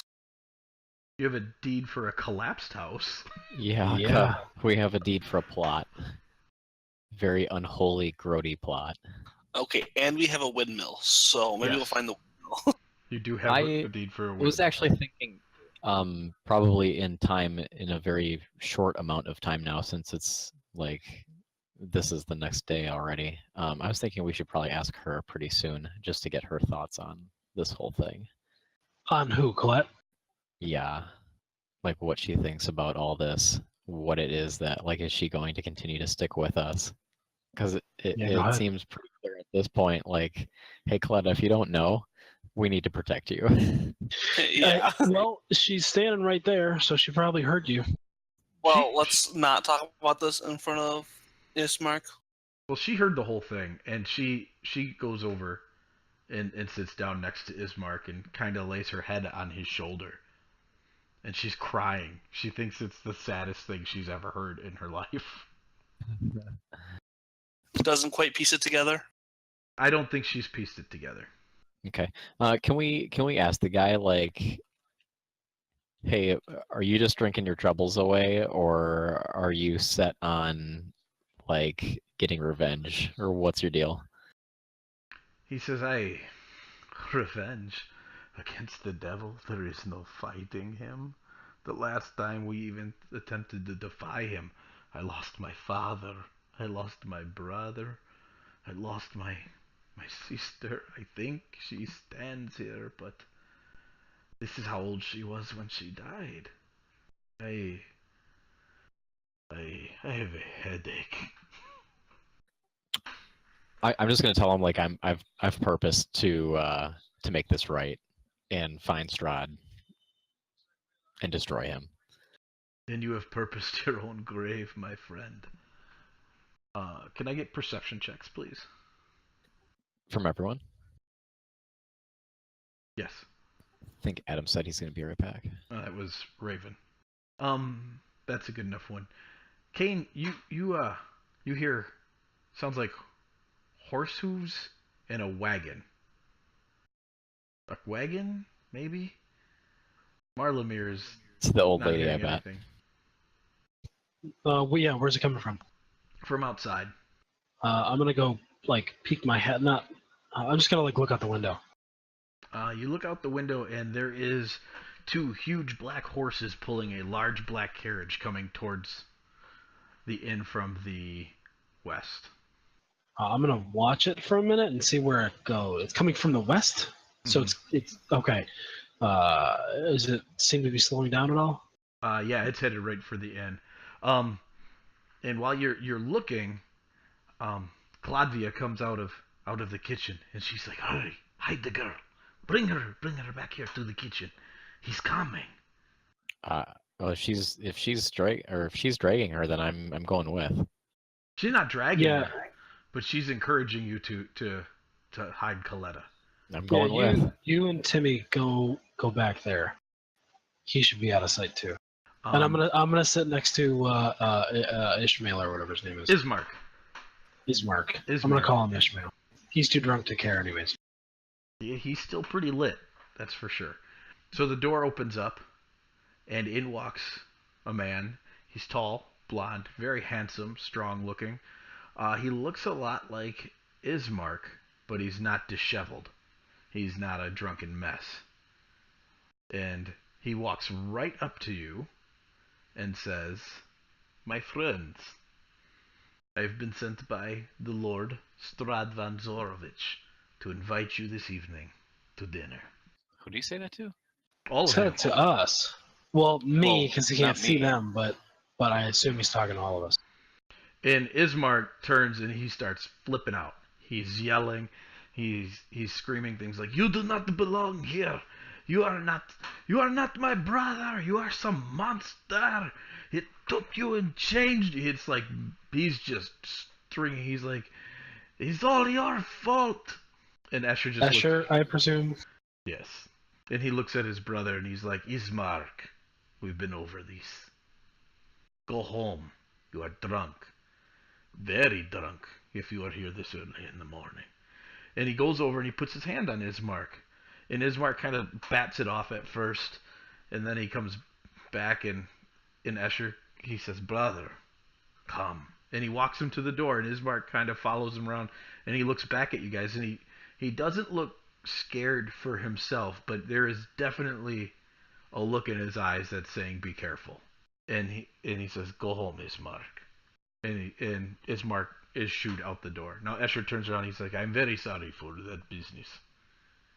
Now, My lord has invited you to dinner. The carriage will wait here throughout the day and escort you to the castle in the evening. It is a 3-hour ride, though, and you should be there by nightfall. Do you have any questions? Well, yeah, 'cause like everybody says, don't go out at night. Ah, yes. The land is quite dangerous. That is why you want to make sure you make it to the castle by nightfall. And it is a 3-hour ride. So you should get into the carriage no later than 3 o'clock. I appreciate the invitation. Thank you. He Are we all bows. there? Yeah, Marlamir is not because he took Coletta to the kitchen. Yeah, I'm not in this conversation. Quick question. What's for dinner? There will be quite a few different things. There will be a roast boar, several chickens, copious amounts of wine, breads, cheeses, many things to delight the fancy of travelers such as yourself. My lord will spare no expense at this feast. Well, I appreciate the we appreciate the invitation. Why does he what have we done to earn such an esteemed place at your master's table? Why, he has been watching you since you arrived, and he finds you interesting. And he smirks, and you were bothered by his presence before because you had just heard that Escher is supposed to be dead. And Ismark said that he actually hadn't seen his brother since the night of that battle. But here he is standing in the flesh, and Ismark had definitely recognized him. But when he smirks, there is something really, really unnerving about that smirk. I mean, he's clearly gonna kill us. He seems very sincere. he seems very sincere, but his sincerity is veiled in a moderate amount of threat. I mean, you get the distinct impression that this invitation is not open to negotiation. All right. Well, I as I said, I appreciate the invitation, and we will uh, see you then. Very good. I will let my master know that you have accepted his offer, and we expect to see you soon. And he walks out the door, and closes the door behind him, and you see a shadow pass the window, but the carriage is still out front. We're being watched. Yeah. All right. Well, I wait. But unless... you got to come and tell me that first. Yeah. No. Marlamir and Raven talked about the shadowy figure at the door, but I don't know about that, right? We didn't have time to discuss that? You have not had time to discuss that. Okay, so I wait until they leave, unless, Raven, you want to say anything real quick before they leave? Before he and Shadow Friend leave? No, I don't have anything to say to them. Okay, when they leave, I call Mar and Colette out, and I let them know that there's something watching us. Okay, we'll stop there with you guys. Mar, is there anything you would like to do while you were hiding with Coletta? Just kind of reiterate what I was talking about before with Coletta about the obviousness of some things to us, but maybe not her, and get her take on it. Her take is she's very nervous. She's really worked up. She wants to go home, but she says she feels like she belongs here. And then she shakes her head. She's like, I don't know. It's very strange. It's like visiting grandmother's house. I don't know. I just tell her that we want to make sure that she gets home too, and we need to, like I said, repeating we want to keep her safe. There's some things that we need to take care of here first before we're able to do either of those two things. She nods in 12-year-old understanding. Cladvia says, you must not let him have her. She kind of pulls you aside. He's like, you will pursue her to no end. He must not ever get her. Yep, I let her know that we understand that, and I'm prepared to do what it takes to protect her. Are you prepared to kill her? I hope not. You need to be. Why? Because he has never gotten a bride, and it's what he has pursued all of these years.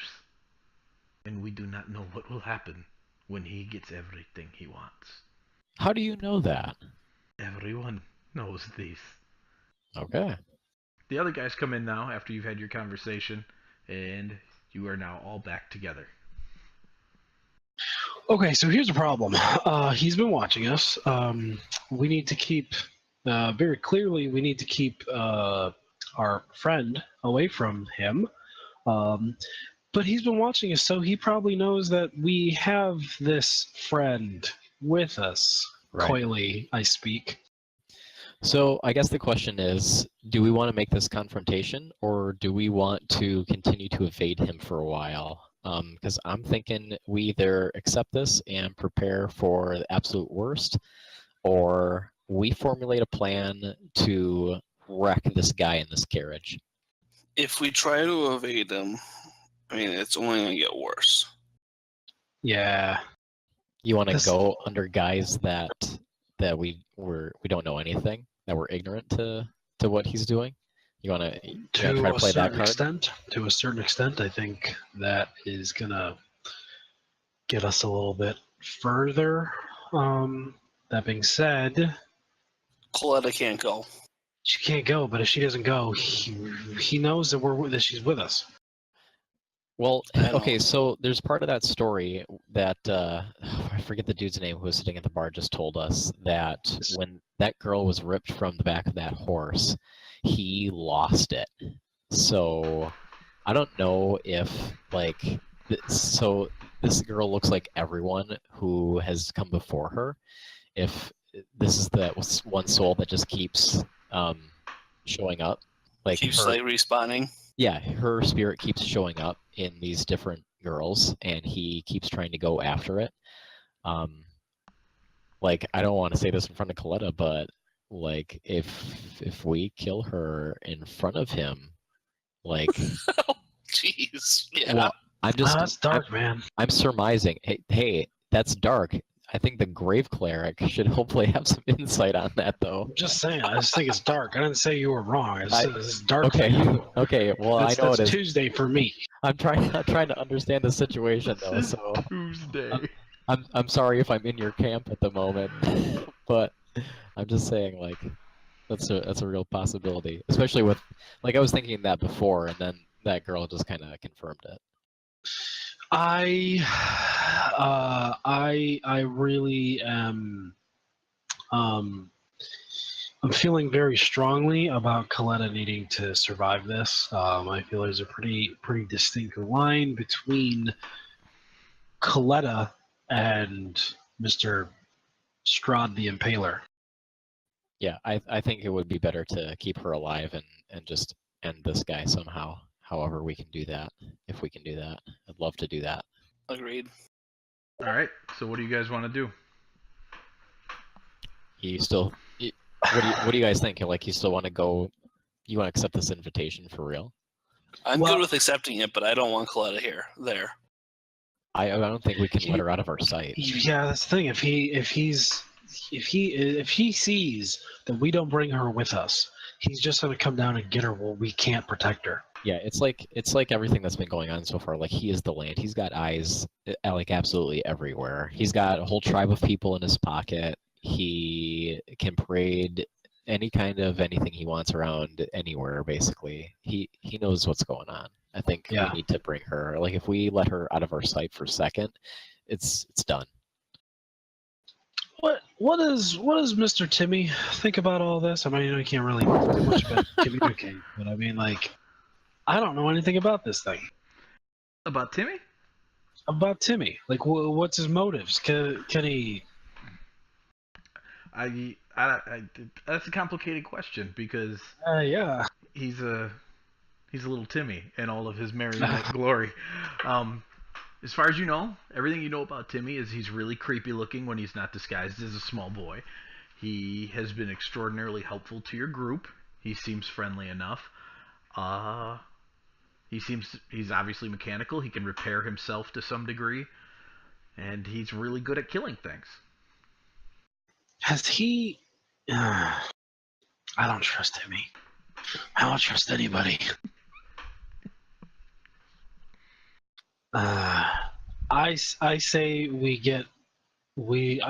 end up going, but we got to figure out a plan of how we're gonna do this. What do you guys think for a plan? It's early morning. I don't know. It's Yeah, actually so we like 7 in the morning right now. Sun's just come up.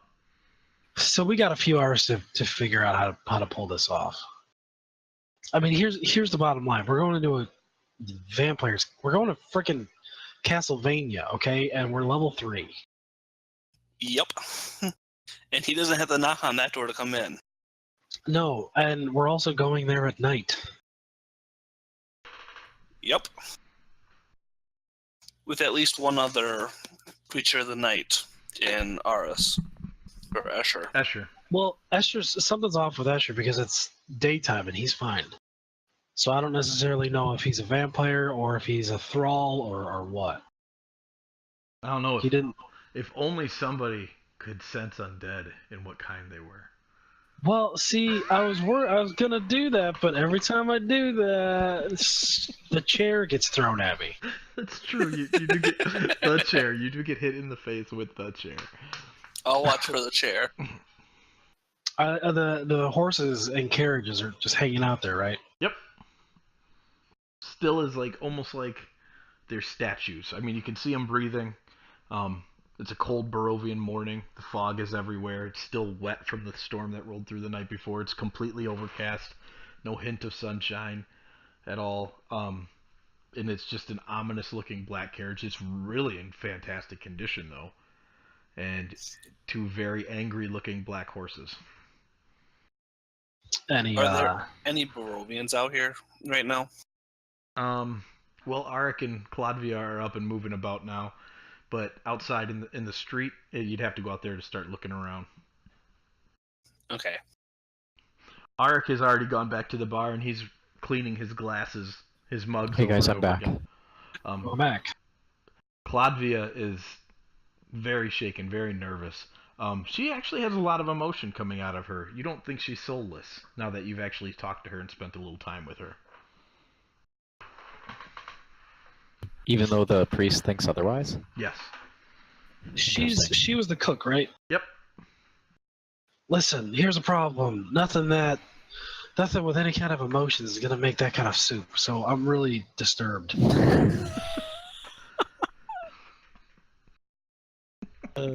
That's great. We just judged the weight of a woman's soul based on her potato stew. That's... Dude, yeah. Yeah, alright. I hear you. I mean, like, Lynn makes some fantastic potato stew. Yeah. See? Yeah, you're right. So, plan. What do you guys want to do? I'm gonna do. Would it be a perception or insight for Claudvia? Insight. Okay. Where are we at? Oh, The inn still. Hey, You're not sure. you can roll roll roll Advantage? second one. Yeah, advantage. Thank you. Oh jeez. wow. She's definitely got emotion. You've seen it. She's physically afraid. She was afraid of Escher when he came into the inn. But Arik wasn't. Ismark? Or he didn't care. Oh, Arik, her husband. No, Arik. He didn't care. I would like to talk with her. Okay. Is this an act that you just pretend to be soulless so that everybody thinks that you're not, a threat? She looks around all suspiciously. She's like, yes, of course it's an act. She's like, the more lively you are, the bigger target you are, the more attention you draw to yourself. I would rather not have that kind of attention. I would not have broken my act at all had I not wanted to save the girl. Good for you. Good for you. Yes, good for me. Good for you. So, how long, jeez, what is wrong with this town? Everything. Yeah, I'm getting that. So, I mean, as one of the very few people in this town that seems to have any kind of sense of what's normal, we're walking into a hornet's nest. Absolutely you are. If you get into that carriage. But if you don't get into that carriage, he will come for you. Yeah. Why are we doing this? She just shrugs.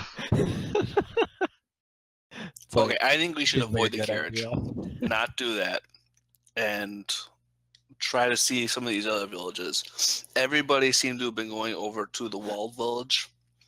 You know, that might be a place we could go, or to the other village that's larger.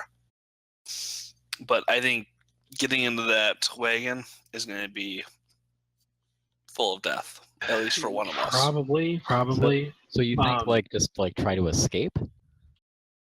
Not escape, but actually get to a point where we could defend ourselves more than what we can now. You know, we have don't no know why, but- information, we have no equipment.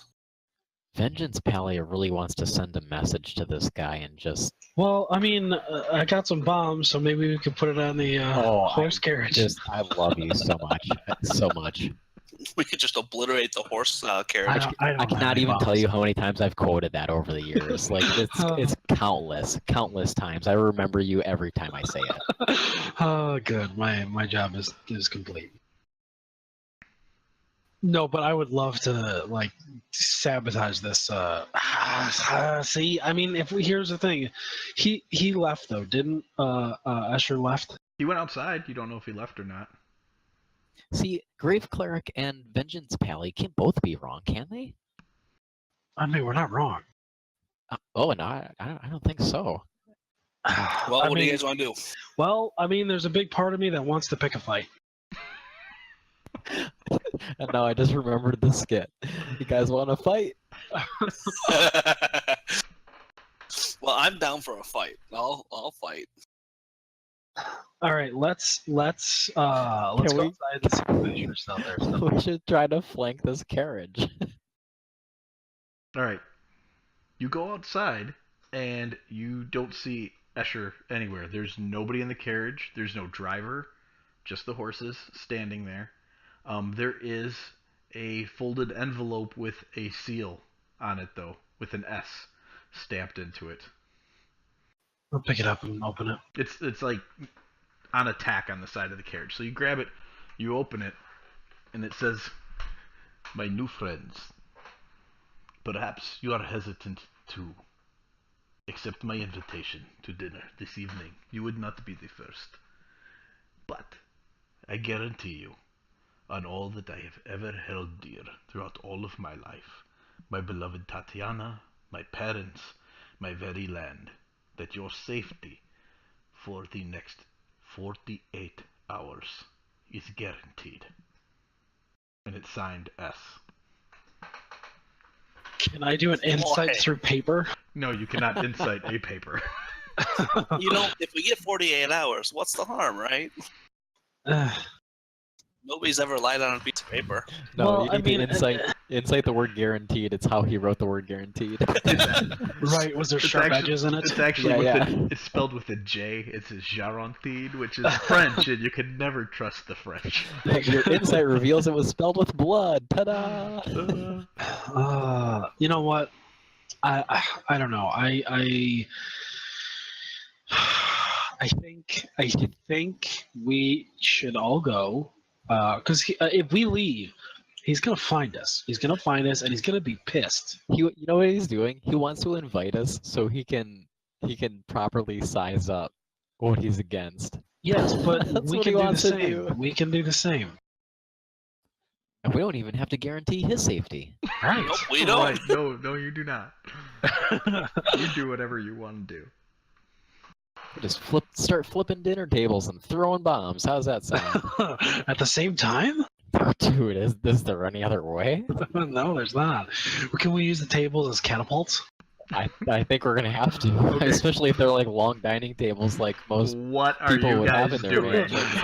Let's. Okay, so Rope we this need to leave by 3 at the latest, and it's still first thing in the morning, right? Yep.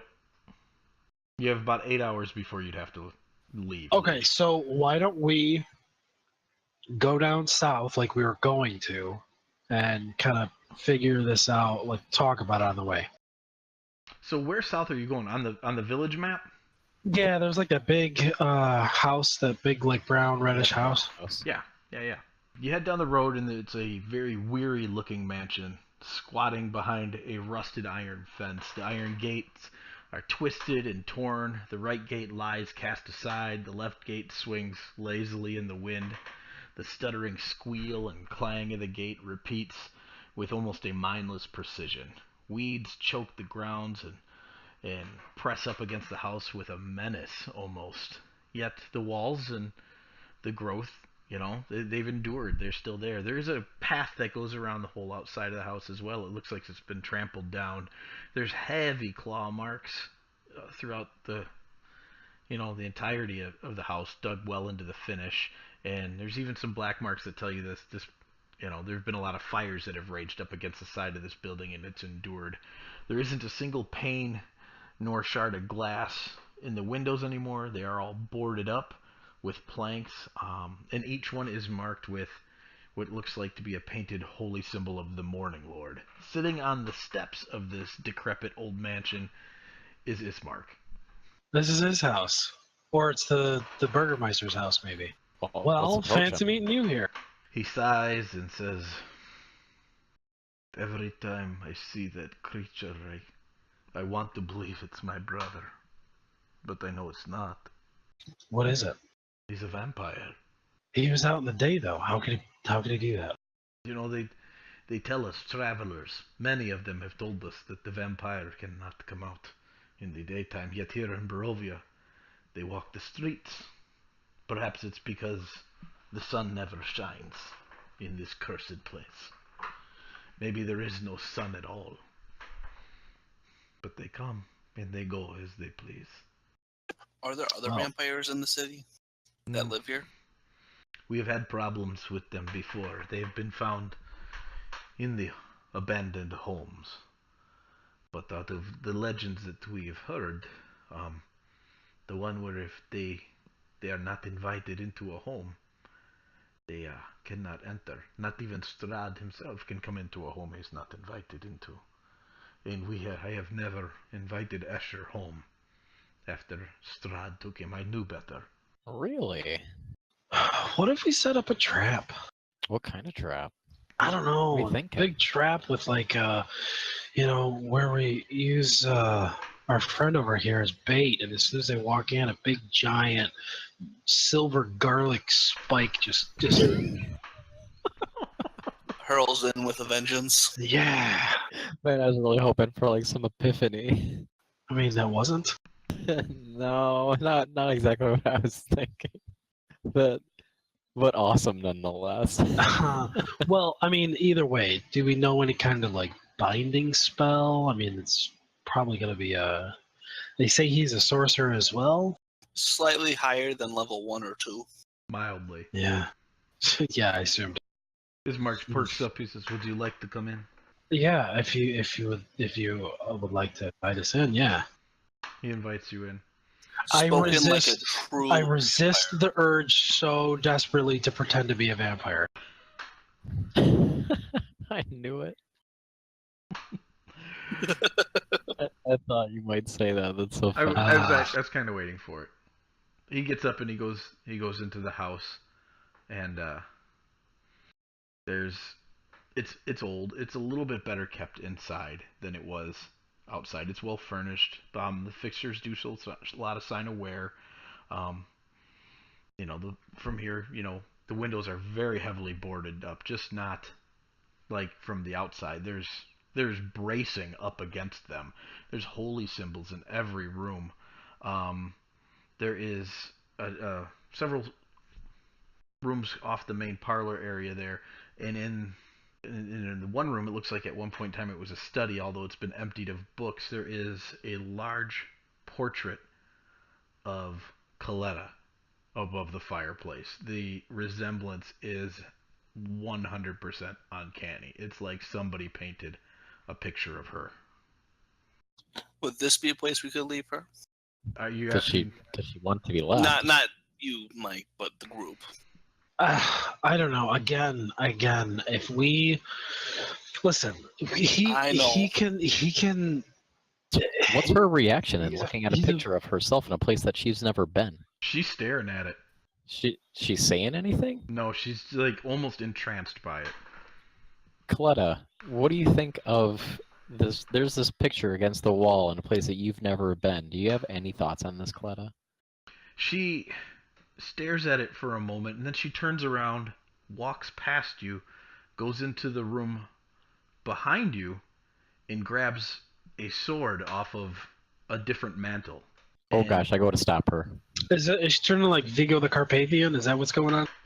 Vigo the Carpathian. She puts her hand out as you go to stop her, and she says, "This was my father's blade."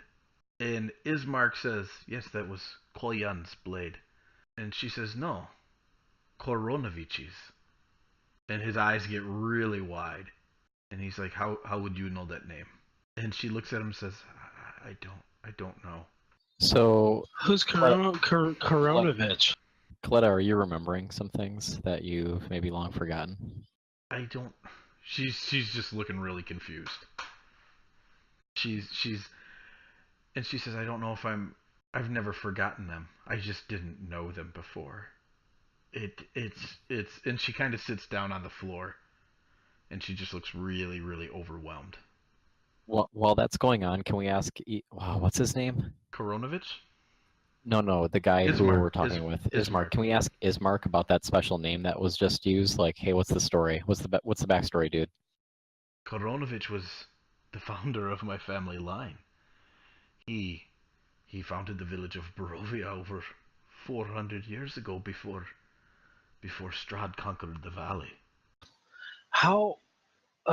So, Ismark, you are aware that there are some people who are being referred to as soulless, Yes. and the people who have souls, they don't leave. They just pick a new body when it dies, right? That's the legend. That's what they say. I don't know if I've ever bought into that. I mean, everybody tells me my bartender is soulless, but I don't care. He doesn't bother me and gives me wine. I don't care if the man's boring. Sure, neither do I. My concern is that how did Coletta get mixed up in this? She's not from here. I don't know. I don't know. All right, so these holy symbols, they work? They kept Irina safe until we attempted to move her. The house was under assault nightly, but it is a strong house. It would hold still against the assault of the enemy. No minion of Strahd has been able to enter this home. These symbols are the symbol of the Morning Lord. Is that Correct. did you put them up? Yes, my father and my brother and myself and Irina too. I was young. I was 15 at the time. But yes, What do you know of the Morning Lord? I know that he is the patron saint of the morning. He is likely what is it that Donovich told me when I was younger, an archangel who defends the people against the darkness. He has been the patron saint of Barovia for as long as it has existed. I would love to know more about this Morning Lord. Now that things are like starting to come together. I am not the one to ask. Would that be Donovich? I would suppose so. When I was speaking to Donovich last night, did he mention anything about like blessing any like Morning Lord blessings? No, he didn't bring up any of that. You guys didn't end up talking all that long. Okay. I mean, when he was like going over his like, this is what I can do with the divine powers, he didn't say anything about. No, yeah, I mean he would have talked about it, but it would have still come out as like a bless spell, mechanically. Okay. It wouldn't have been all right. special. Well, what I was looking for is like a blessing you can put on a weapon that was like a specifically from the Morning Lord. No, there wouldn't be anything specific like that. There are spells that can temporarily make a weapon magical, give it a magical property, but it's not tied to a specific deity like that. Okay. Oh, hey, quick question. Mechanically, spiritual weapon. Yes. Because we're running with like a monotheistic type deity, Yep. can I use like the spiritual weapon of a different patron? Yeah, sure. Like All right. whatever it can take whatever form you want it to take. Okay. All right. Okay. Well, we have kind of a situation here. If we need to leave Coletta somewhere, could we leave her here? And he gets a very serious look on his face, and he says, "I would die for the chance to protect my sister again, whether she is my sister or not, for real. From what she just said, if she could be my great great great great grandmother, but I would give my life to protect her. Yes, yes." Okay. Well, excuse me. I don't know if we're gonna do that, but we need to figure something out. Okay. Thank you. Um, he Coletta's still sitting on the floor. She's kind of holding the sword, looking at it, and he points at her and he looks at you guys like he's asking for permission to go talk to her. Yeah, she's her own Yeah. person. Yeah, I don't have a problem with that. But I think he's picked up on how protective you are of her, and Oh yeah. I don't think he wanted to get clubbed. Yeah. No, we're good. Thank you. Okay, so he goes down and he sits next to her and he starts talking to her. So, what do you guys want to do? Okay, well, we have we have basically two situations here, two options. We either all go and keep her in our sight, and we don't piss off Strahd, while we also risk the word of a vampire, or And the loss of Coletta. right, and the loss of us too. I'm sure he's not going to just stop with her. Yeah. Or we leave her here. He takes care of her. She'll be safe here, and then we go off and die. Raven is a fan of option 2. I like it. What do we do? What do we do with little Timmy? I think he comes with us. Here's my concern. My concern is that we still don't know what made this thing. My concern is that we bring him with, and Strahd recognizes him and says, "Oh, hey, little Timmy, my long lost little puppet. Let's come over here," and then he starts to kill us. Long lost puppet. I think he Oh. would have found him a long time ago. My concern is that Timmy's been very helpful in the skills that we lack. Yeah, which is awfully convenient. What, you're thinking it's a big setup? I do. I mean, understand. I still don't trust you people. That's fine, but if you look at the letter that Strahd sent, or I'm assuming Strahd, since it's an S matches the other S, to the Dursts, he didn't like them. Or at least he didn't think that they were doing things right. Yeah, and what we did was we burnt the house down. So of course the Strahd's little pet is going to be happy with us. Well, technically, you just collapsed the house. Well, then we collapsed the house. My point stands. If you don't want to bring Timmy, we can leave him with Coletta, but I think we should. Well, here's the other problem. If we leave Coletta, how do we know he's not going to kill Coletta? He was awfully excited to keep an eye on her.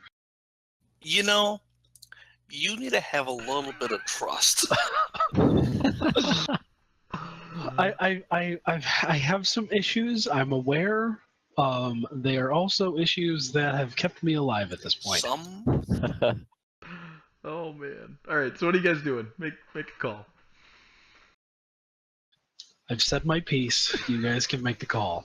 Coletta says Timmy goes. We all head up to the castle, assuming we get 48 hours.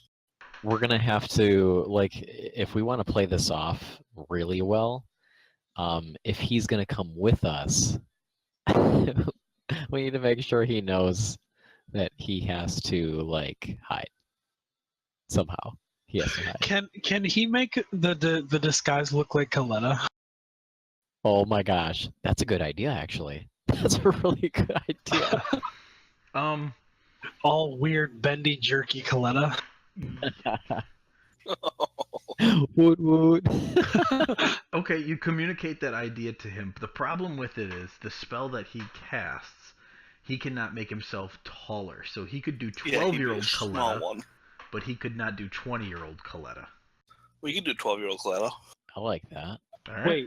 Wait, he can't. Wait, you don't like He would that? do 12-year-old Coletta, or he would do like 3-foot tall Coletta. Yes, that's. I mean, he could do 20-year-old Coletta, but he would still only be 3 feet tall. So he's doing 3-foot, 12-year-old Coletta. Yes. Which is even a little short for a 12-year-old, but Yeah, that's okay. it's a lot better than not being 5'4". Can he disguise himself as a backpack? Backpack. I'm being completely serious at the moment. Mochila. He nods. What we are doing is folly. No, I think it's genius. Yeah, he could disguise himself as an object, if needs be. What if he just hopped into a backpack? He would definitely fit inside of a backpack. He could fold himself up inside of a bag.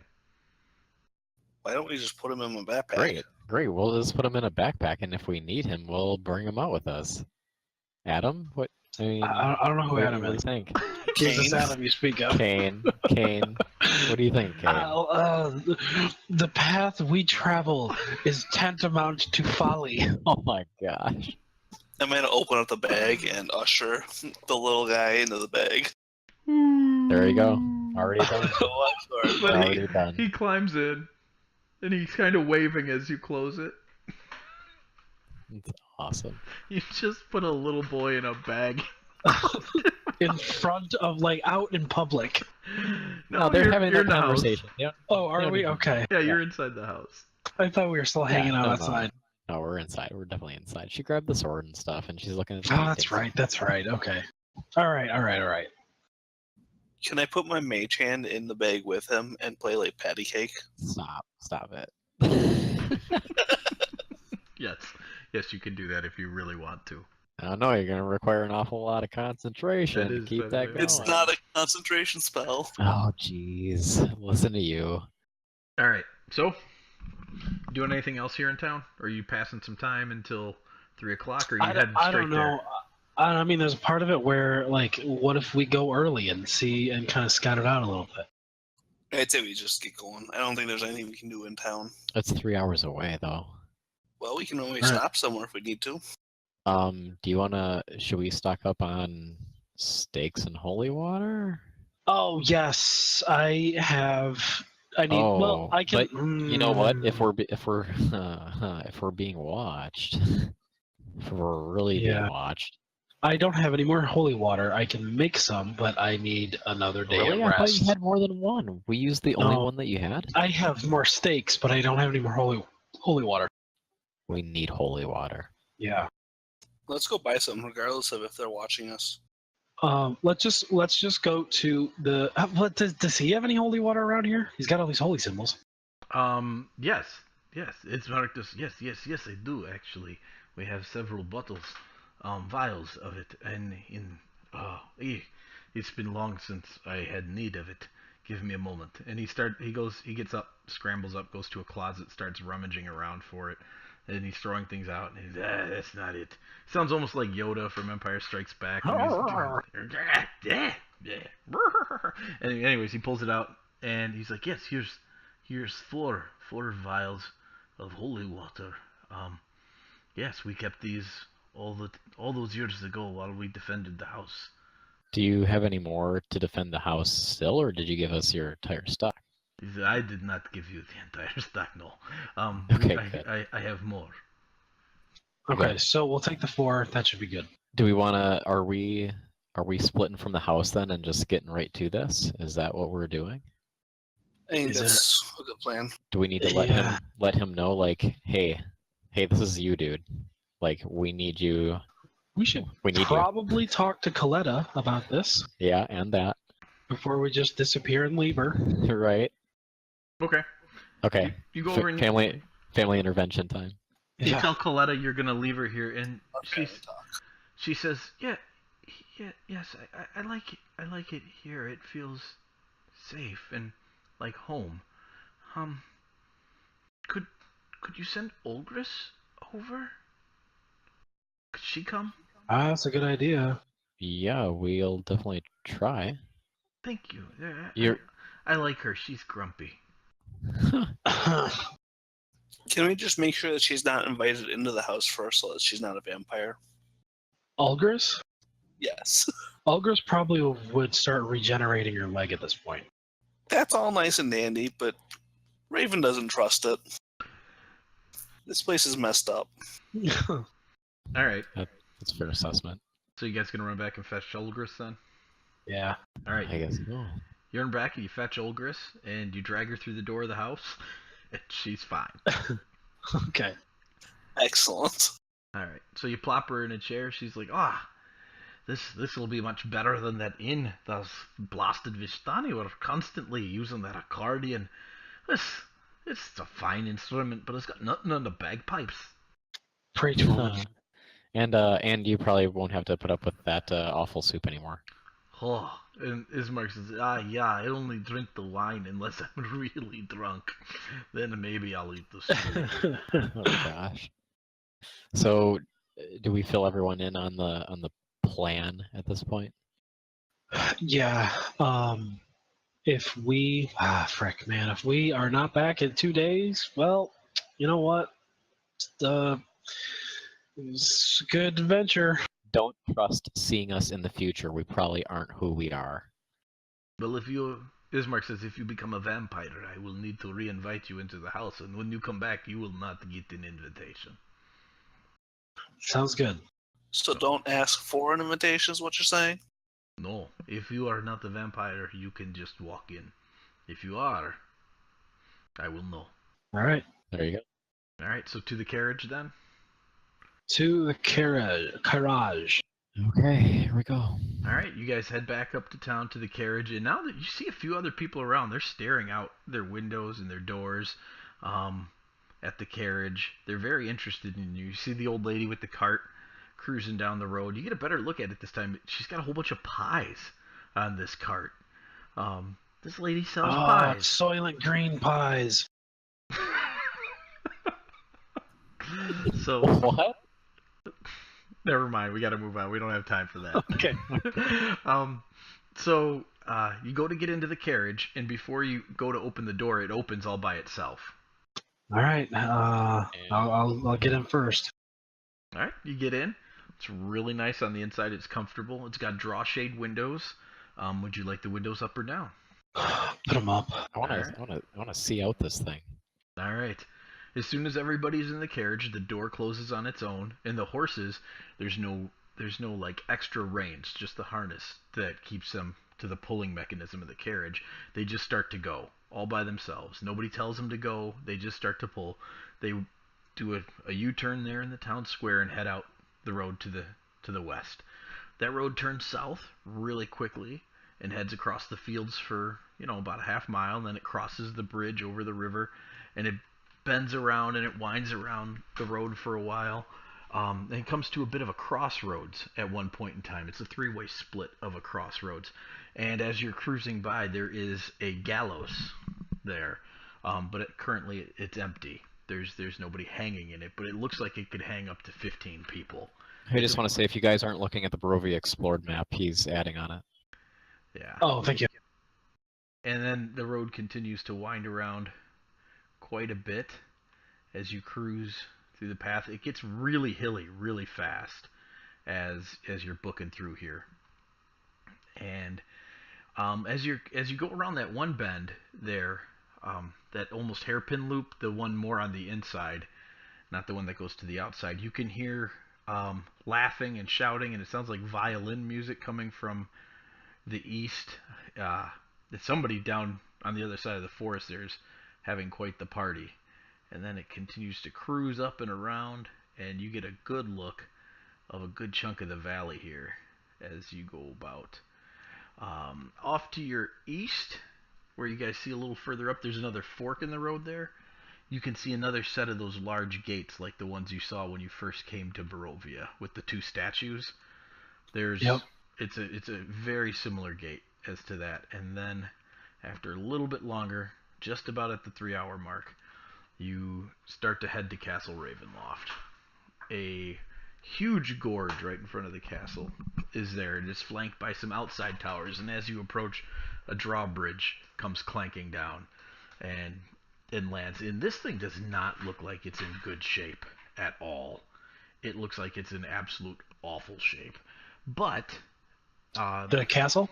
the drawbridge, it looks like it's rotting. The castle doesn't look like it's in good shape either, to be honest. It's pretty old. It's some of the outer walls are crumbling. It's intact. It doesn't look like any part of it has caved in, but it definitely hasn't been kept up on. That's for sure. So, you cross the rickety old drawbridge and you move on into Castle Ravenloft. You go across the drawbridge and you come into the courtyard of the castle, and it's a big courtyard. And you're about to get a sheet. I do not know how fast it'll share with you. I did try to preload it. I got it. Cool. I was hoping that would pop it pretty quick. The Ravenloft? Yep. Yeah, it's open. Nice. All right, so Castle Ravenloft, it's kind of your standard massive castle as far as those types of things go. Large courtyard. There's two huge doors at the end of the courtyard, and the carriage rides itself almost straight up to it. And as it comes to a halt, the door opens up all by itself again, and you guys get to go inside. We're still in the carriage?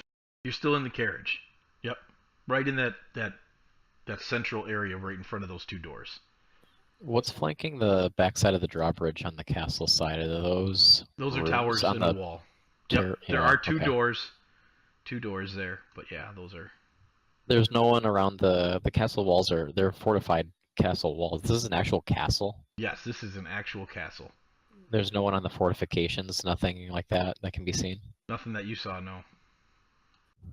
Okay, what do you guys want to do? Go in the front doors? Let's just head in the front doors. All right. Yeah. All right. As you get out of the carriage and you head towards the front doors, the ornate doors of the outer castle open up, and they're flanked by fluttering torches on either side. And you can see about 20 feet inside that entry area, and there is a second set of doors. So just doors in front of us, and that's it. Yep, I'm about to reveal that, but it turned off my revealer. Gotcha. So hold on, there we go. Yep, it's just an entryway. A bailey, I believe, is what it's called. Okay. Continue on. Through the doors. Yeah. Are All our right. characters going on here? Not yet. We don't need them yet. Okay. We might. We'll see how things go. You go into... The doors in front of you, inside of the bailey, suddenly swing open, and there standing before you is a very well-dressed, sophisticated-looking man. It doesn't take much thought at all to realize that this must be Count Strahd von Zarovich. And he smiles at you, a welcoming smile, but it's unnerving because he has some very, very large teeth in his mouth. And he says, "Welcome, my friends. You've come early. It's a bold choice. Please, if you will, follow me." And he heads south out of that area there. Would you like to follow him? Yes. Sure. Yeah. Yeah. All right. He leads you down a hallway. There's a statue in one corner, and it looks like as you get a little closer, there's a spiral staircase that goes both up and down off to the east. And then he throws open these two large double doors down here, and it opens up into a huge, well-decorated dining room. He moved pretty quickly through here, so you didn't get a good chance to take a large look around the room as you went, but if you would like to make perception checks, I will tell you what you did pick up. With advantage. All right. All right. So close.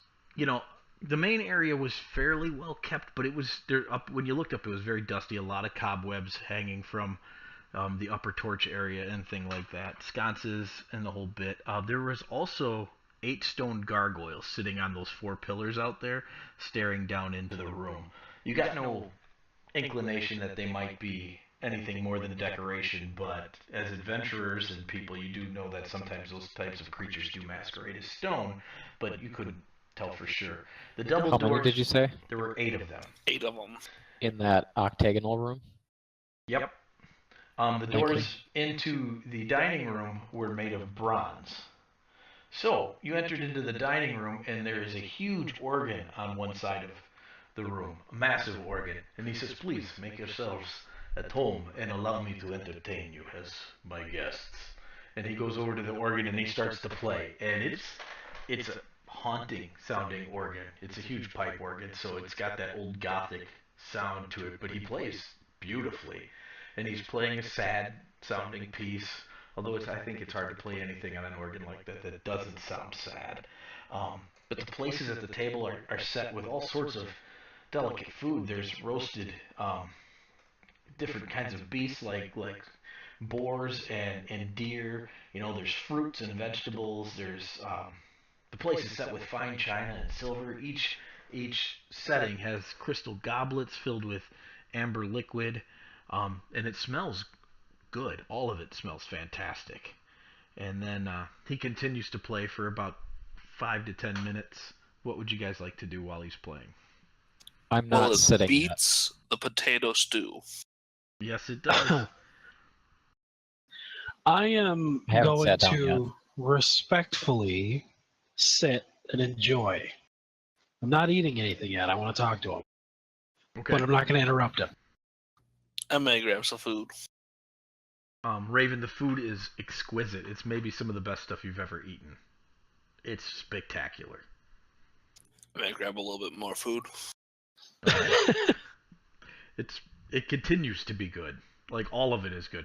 It looks like maybe roast beets, and they're great. And it's a beet, so man, this guy knows how to cook.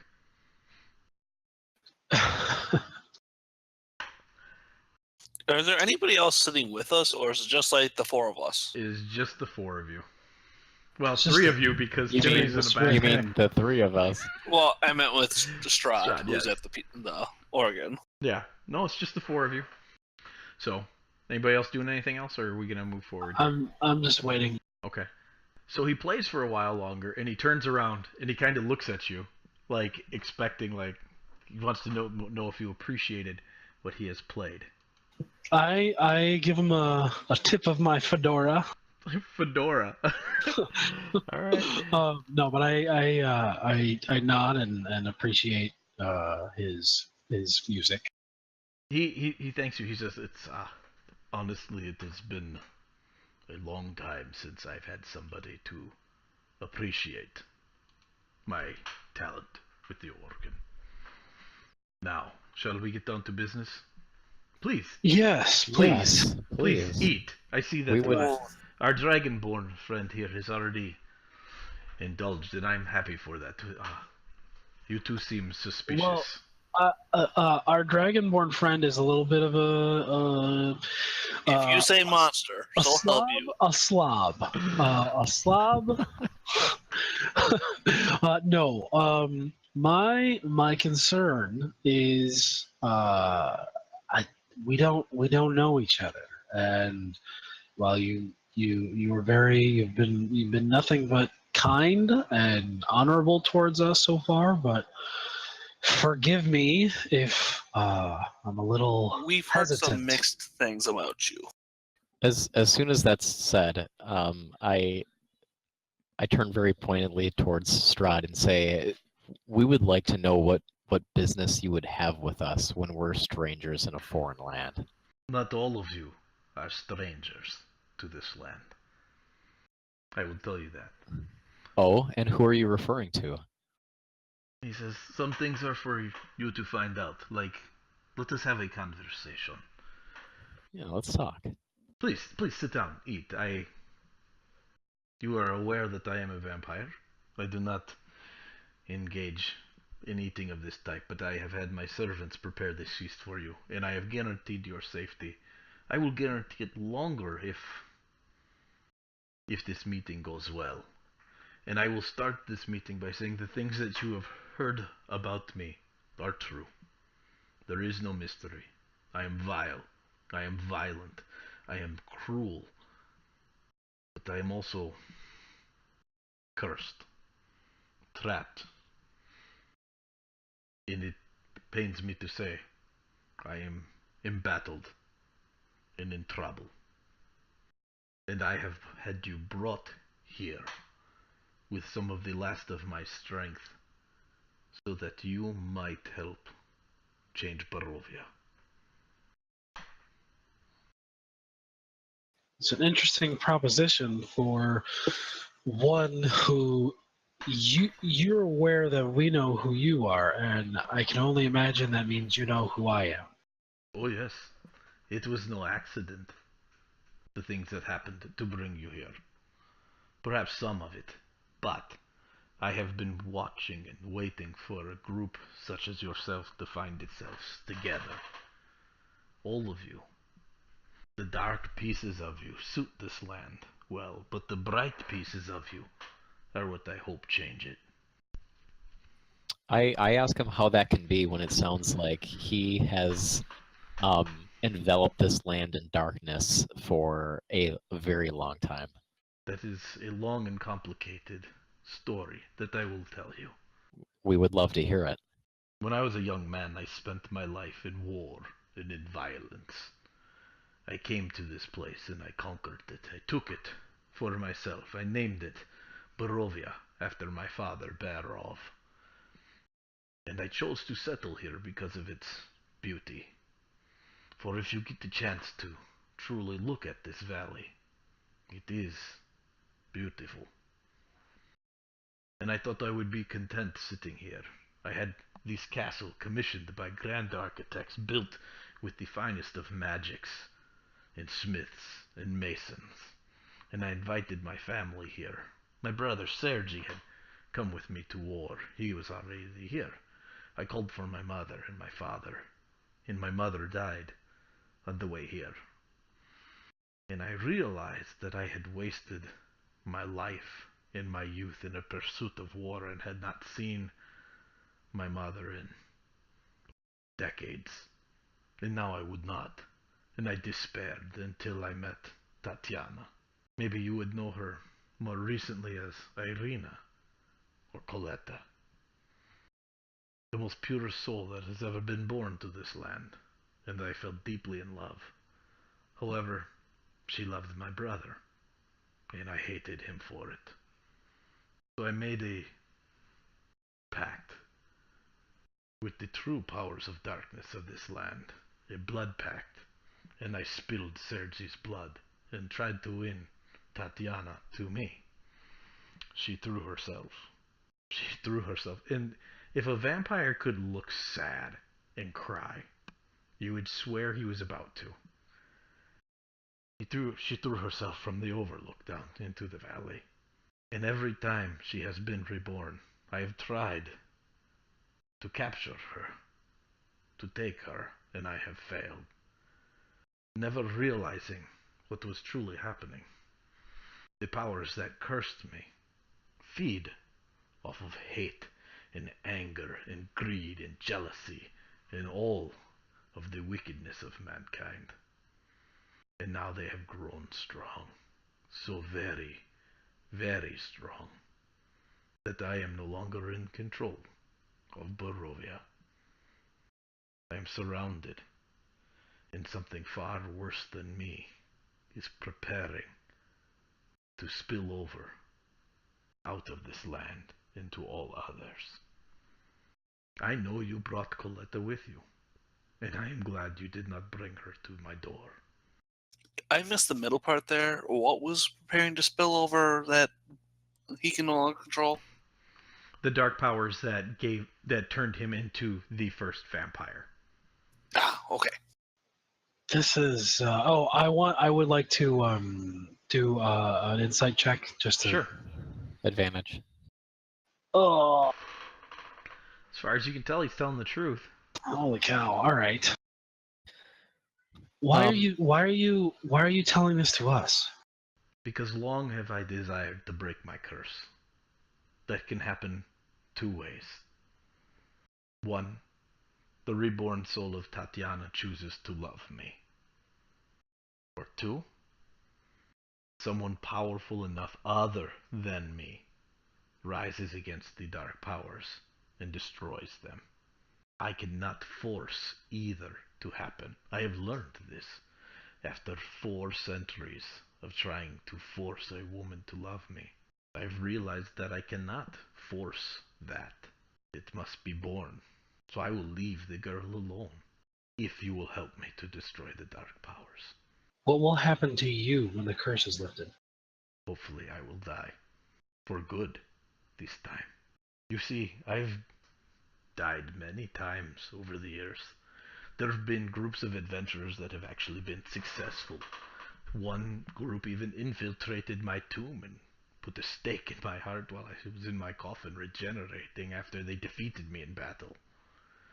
But this land, it draws me back time and time again. This is not the land I own. This is the prison I live in. That is quite a story. What would you have us do? Perhaps you have met the Vistani, yes? We have. Yeah. Yes, they are friends of mine, he says very questioningly. It is a tenuous relationship. The Vistani are extraordinarily self-serving people. But we have a bond, them and I. I need you to seek out their eldest. Her name is Madame Eva. And seek her guidance. She will put you on the path to defeating the dark powers. She has the sight, and she will guide you. It does me no good. I have seen her many times. She cannot tell my future. But she will be able to tell yours. What is this dark power? There are many of them. They are locked away in a place called the Amber Temple, which I will not tell you where it is now, in case you get some foolish notion that you should just go straight there and try to destroy them.